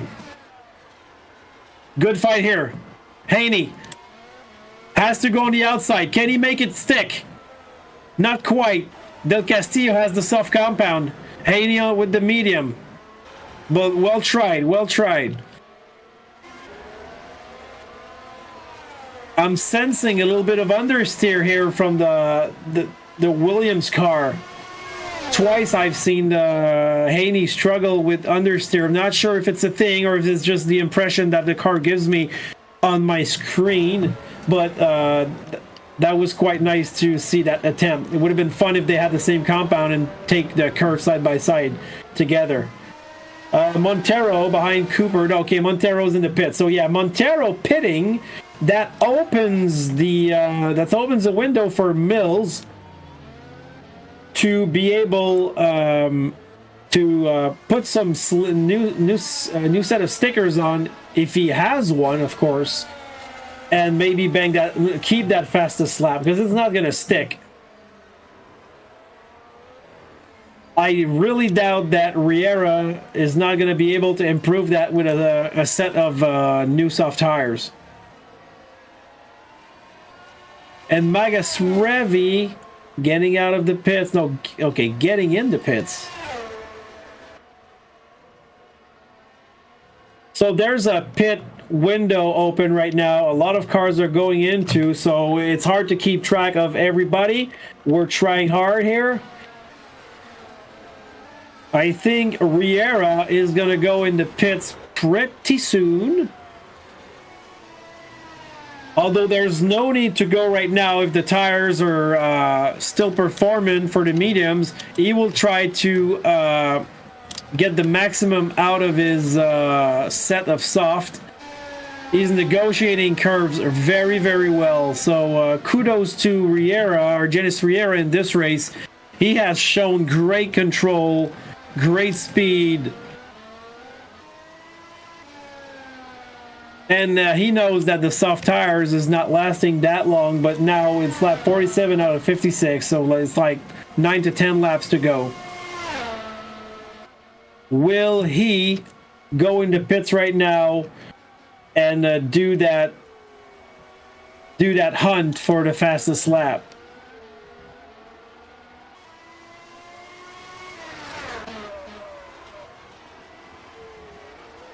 Unfortunately, viewers, no battles right now, so that's why we're keeping an eye. Okay, Riera in the pits. So that's what we thought. We're seeing the gap reducing right now. So Riera in the pit. Car up, car down. Set of soft stickers. Coming behind a back marker.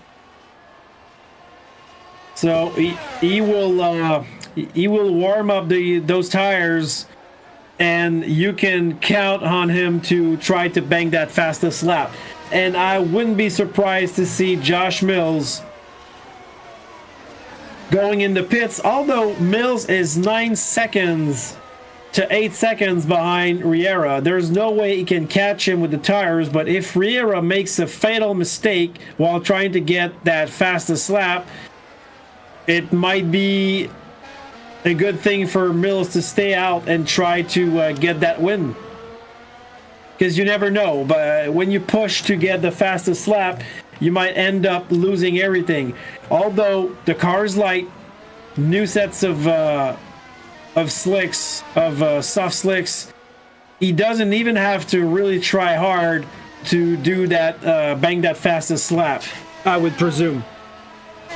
So I did that before, but I'll do it again. I'm going to go on board with Riera, but this time I won't talk about other stuff. I'm just going to watch him try to bang that fastest lap.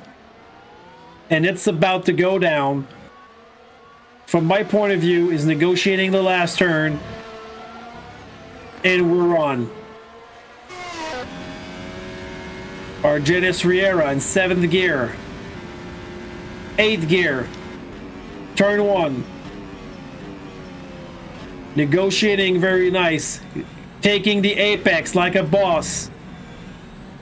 Turn 2, left-hander. 3, 4. Turn 5 here. Going into 6. Well done. Snaking around the track. Not over pushing the car. Look at that, full throttle right here. Impressive. Downshifting. There's a back marker in descent. That might intervene with Riera, but no. Okay, the back marker actually lost the car. Still on board. No need to go see that right now. We want to see that fast lap unfold before our eyes.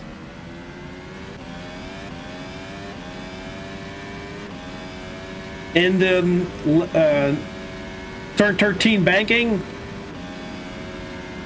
no slipstream right now, even though we see the car getting bigger in front. Hard on the brakes between the 100 and the 50 mark, right on the apex. Well done by Argenis Riera right here.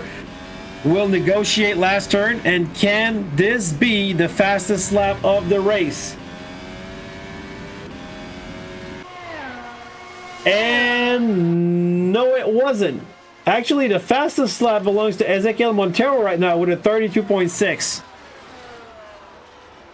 We're back trackside, and let's see what happened to... I think that was Thomas Shepard that lost the car. And he's back in the pits.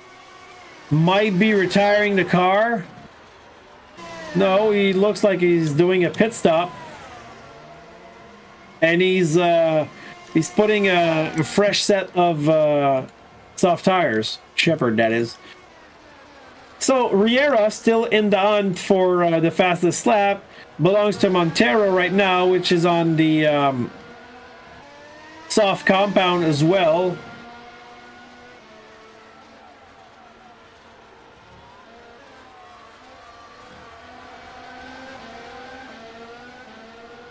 Mills is still out.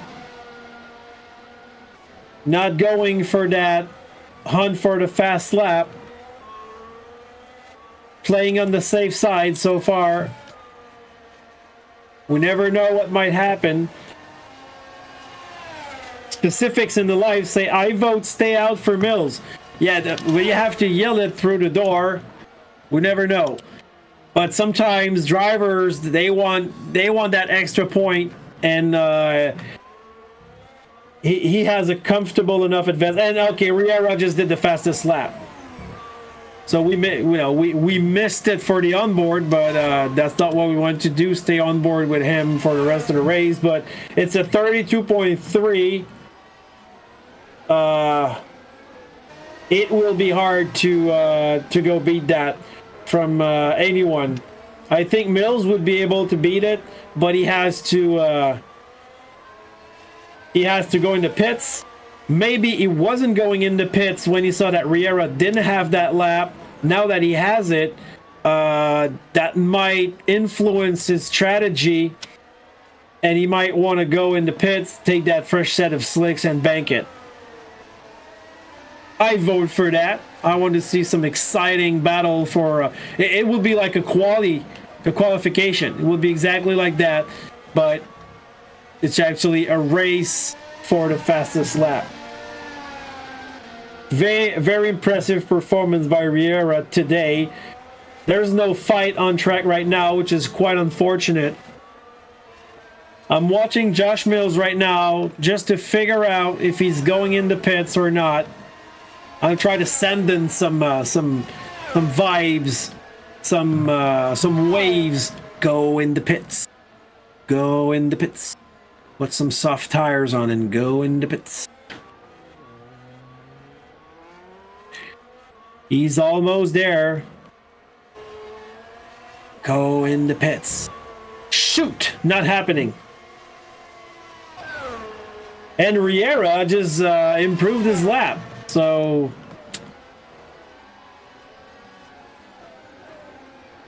Mills really needs to go get that fresh set of tires and remove that lap from Riera if he wants to keep that advantage higher in the Drivers' Championship. We got only one DNF. I said there would be 3. So that's good. That's very good for the show, not having more than 1 DNF so far. Knocking on wood. I don't want 3, but I predicted 3, because so far we had in the first race 6 and in the second race 7, if I'm not mistaken.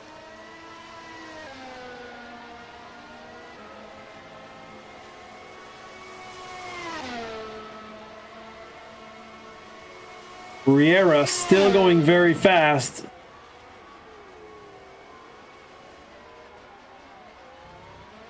And what about Mills? Is he gonna listen to the vibes? The influence of the psychic, influential thinking from the broadcaster. Go into pits. Put some slicks. Try to get the fastest lap. Impress the gallery. Nope. Looks like he's going to bang that second position. So lap 53 out of 56.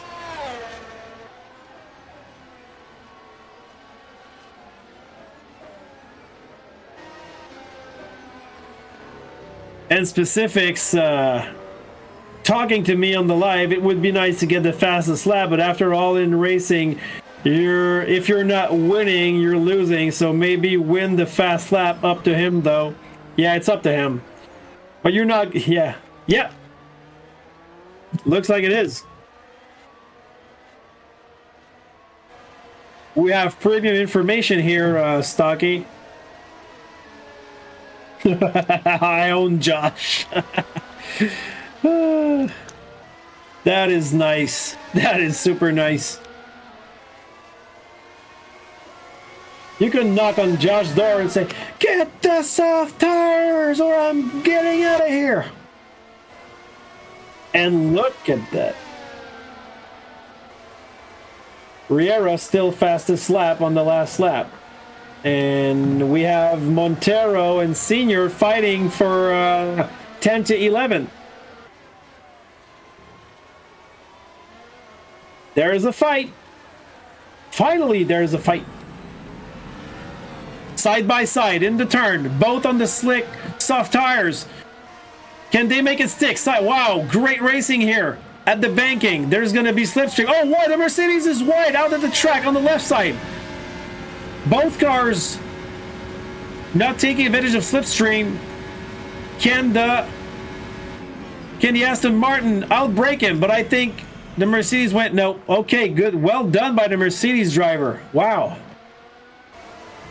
So Montero and Senior going at it. I thought Senior would take the slipstream of Montero to try to get back at him. Didn't happen, but now the gap is increasing. That's crazy. Maybe something's wrong with Ricardo Senior's car, or his tires are older. Now Montero, wow, he's coming very fast. The Alfa Romeo had to get out of his way.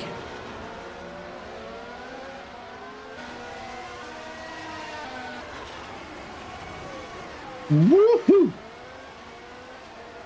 I think Montero's on a mission right now. He still has a very fast lap at 32.6, so he's not far from the best lap from Argenis Riera. We might see some improvement during the season from these drivers, and they might get closer to the top step of the podium.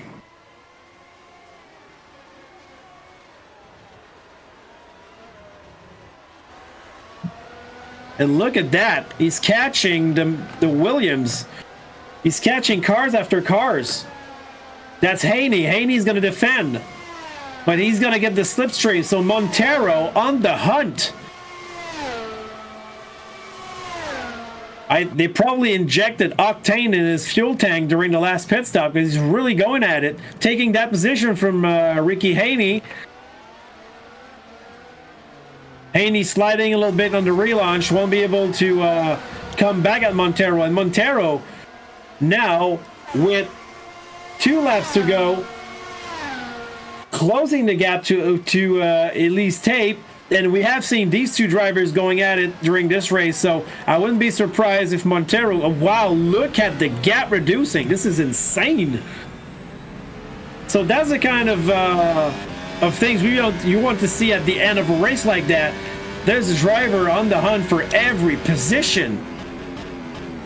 And he has to be patient. He has so much pace compared to these cars. Oh, almost lost the car on the relaunch.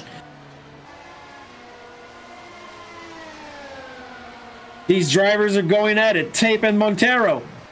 Montero behind Tape. Directly on the rear diffuser. Side by side. Inside, outside. Trying hard. Tape losing it. Tape going on the left side. Letting Montero pass through. That is surprising. So Montero going up in the ladder. Now 2 seconds behind Bill Worrell, but at the speed that Montero's having, and Worrell on the medium compound, I wouldn't be surprised if Montero can make it to Bill Worrell and maybe try an overtaking at the last lap. So last lap for Riera, very much in control. There's nothing to see there, though. I'm looking at Worrell and Montero, try to look at the gap. So there's 1.5 seconds now. This is happening. Montero will... I will go on board with Montero. Try to see how the car of Bill Worrell's getting bigger curve after curve, with Montero getting closer to him. So the gap is 1 second now. It reduced by 1.2 seconds within half a lap. Oh, Montero almost losing it. That's going to cost him big time, big time.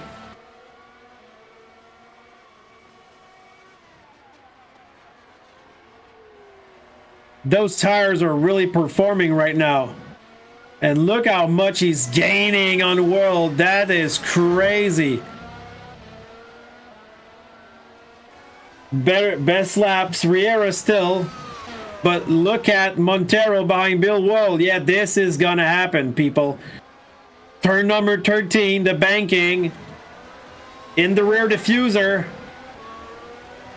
Slipstream. And Worrell defending. Worrell defending, but Montero with the soft compound. What's going to happen here? They're side by side. Montero, doing the over-under. Look at that. Textbook move, but Worrell is still defending. Can he make it? Can he make it? Oh, they touch. But Worrell keeping the position.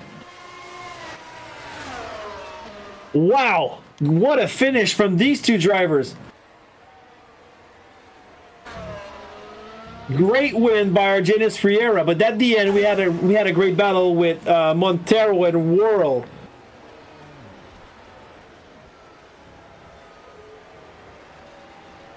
Whoa.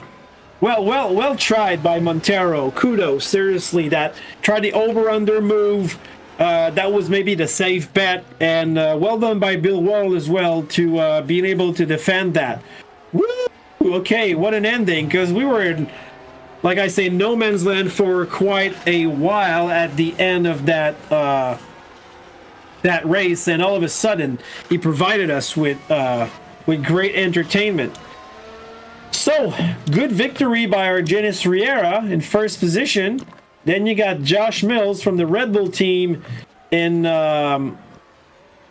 second. Almost did the fastest lap, but he's about half a second away from Riera's fastest lap. In second position, Josh Mills banking good points today. Will still retain the top step of the Drivers' Championship. Glenn Cooper from the McLaren team in third position. Again, we saw a little bit of the McLaren drivers today when they were fighting the Mercedes, but other than that, they banked third and fourth, so this will give them great points in the team standing. Janos Magasrevi here for the Mercedes team in fifth position, followed by Juan del Castillo in sixth for the Alpine team. Was fighting a little bit also this race around. Bill Worrell for Ferrari. First Ferrari in seventh position. Great defending at the end from he was able to fend off Ezequiel Montero for the seventh position. So good points hill for Worrell. Very well done. Ezequiel Montero was in every fight this race around. Unfortunately tangled with a few cars, so pretty lucky actually for him to be still alive in this race and not having to retire the car, as well as a few other drivers like Tape. Unfortunately, La Lancette, which was in good position, had to retire the car. So I was saying Montero in 8th position, Tape in 9th, and Richard Haney, good top 10, good point for Richard Haney. Was in a few good fights as well. So that wraps up the top 10 for the points for this race. We saw a lot of good fighting during this race. A few incidents as well, unfortunate incidents between cars, but nothing damaging to the point of retiring the car, except for La Lancette. We don't quite know what happened with him. There was no sign in my screen, at least, of troubles with the car. So if anybody have information about what happened to Jean-Pierre La Lancette, it would be really fun to have that insight. Thanks everybody on the live for being here talking to me alongside the race. So this wraps up the third race of the championship. Riera finally got his win, went really close in race 1, but had an unfortunate event on the last lap. We never know what would have happened there, actually. We can only speculate. Then the second race, he did a little mistake, so no victory there. Controlled the race today, so kudos to Riera for that. Kudos to Mills as well for fighting a lot, trying hard to come back at Riera, fighting for the fastest lap. Mills will retain the first step of the Drivers' Championship. But if Riera wins another race, maybe banks another fast lap, it would be maybe equal or. So this will be the main fight during the season. The McLaren drivers steady race, clean race, banking good points. So kudos to Cooper and Otto Acosta for their performance there. So they're the best of the rest, and they're scoring good points. Will probably maybe take the top step of the team championship. I'm not in mathematics here, but that would make sense, because they're banking good points, both of them. For the other drivers, good battle all over, but I want to point out that Ezequiel Montero really provided us with great fights, especially at the end. Well, all race long, but at the end, that was a crazy run.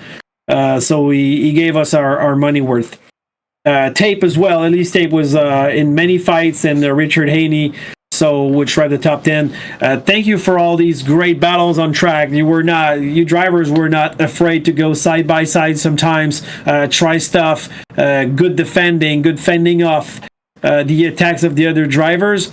We're gonna see each other, people, in 2 weeks' time at Catalonia in Spain. So in the meantime, feel free to go on the SimRacingHub website to go look at the rule books, go look at the standings, the track layouts, any news that or insight that you would like to have on the SimRacingHub F1 on the RFactor. This is a great championship so far. I'm having a blast describing it. I hope I will have a teammate so I can converse with someone in real time. I would like to thank Jason DeBoot for producing this program. It is late. It's Thursday. People are working tomorrow for most people. So thank you for being here. I hope you enjoyed that race. Let's see each other back in 2 weeks. And feel always free to go on the GTCQ TV, see our other races, our other championships, the GTCQ League, the F1 Simulation Canada, which is going to be aired on Sunday. I think it's 19:30 Eastern Time, if I'm not mistaken. So this is the same kind of championship, and there's a few drivers in this championship that also do that one, especially Cliff Vanley Ward. And I don't know for Lalancette, but he's Canadian. It might be in the championship. I have to double check out that. That said, I wish you all a good night. Thank you for supporting us. Don't forget to like and subscribe to our channel. And if you want to support me, try to find Guletsky. It's GOULETZKY on YouTube. I'm streaming some races every now and then, and I'm trying to bring some action. So feel free to come and support us, GTCQ, and your own Goletsky. And Greasy Samsquatch, my teammate, which is not here, also has a great YouTube channel. So go seek it out. Continue to support some racing. Continue to love racing. And we'll see you in 2 weeks. And enjoy this weekend race at China. Let's hope it's going to be as exciting as this one was. Have a good night, everybody.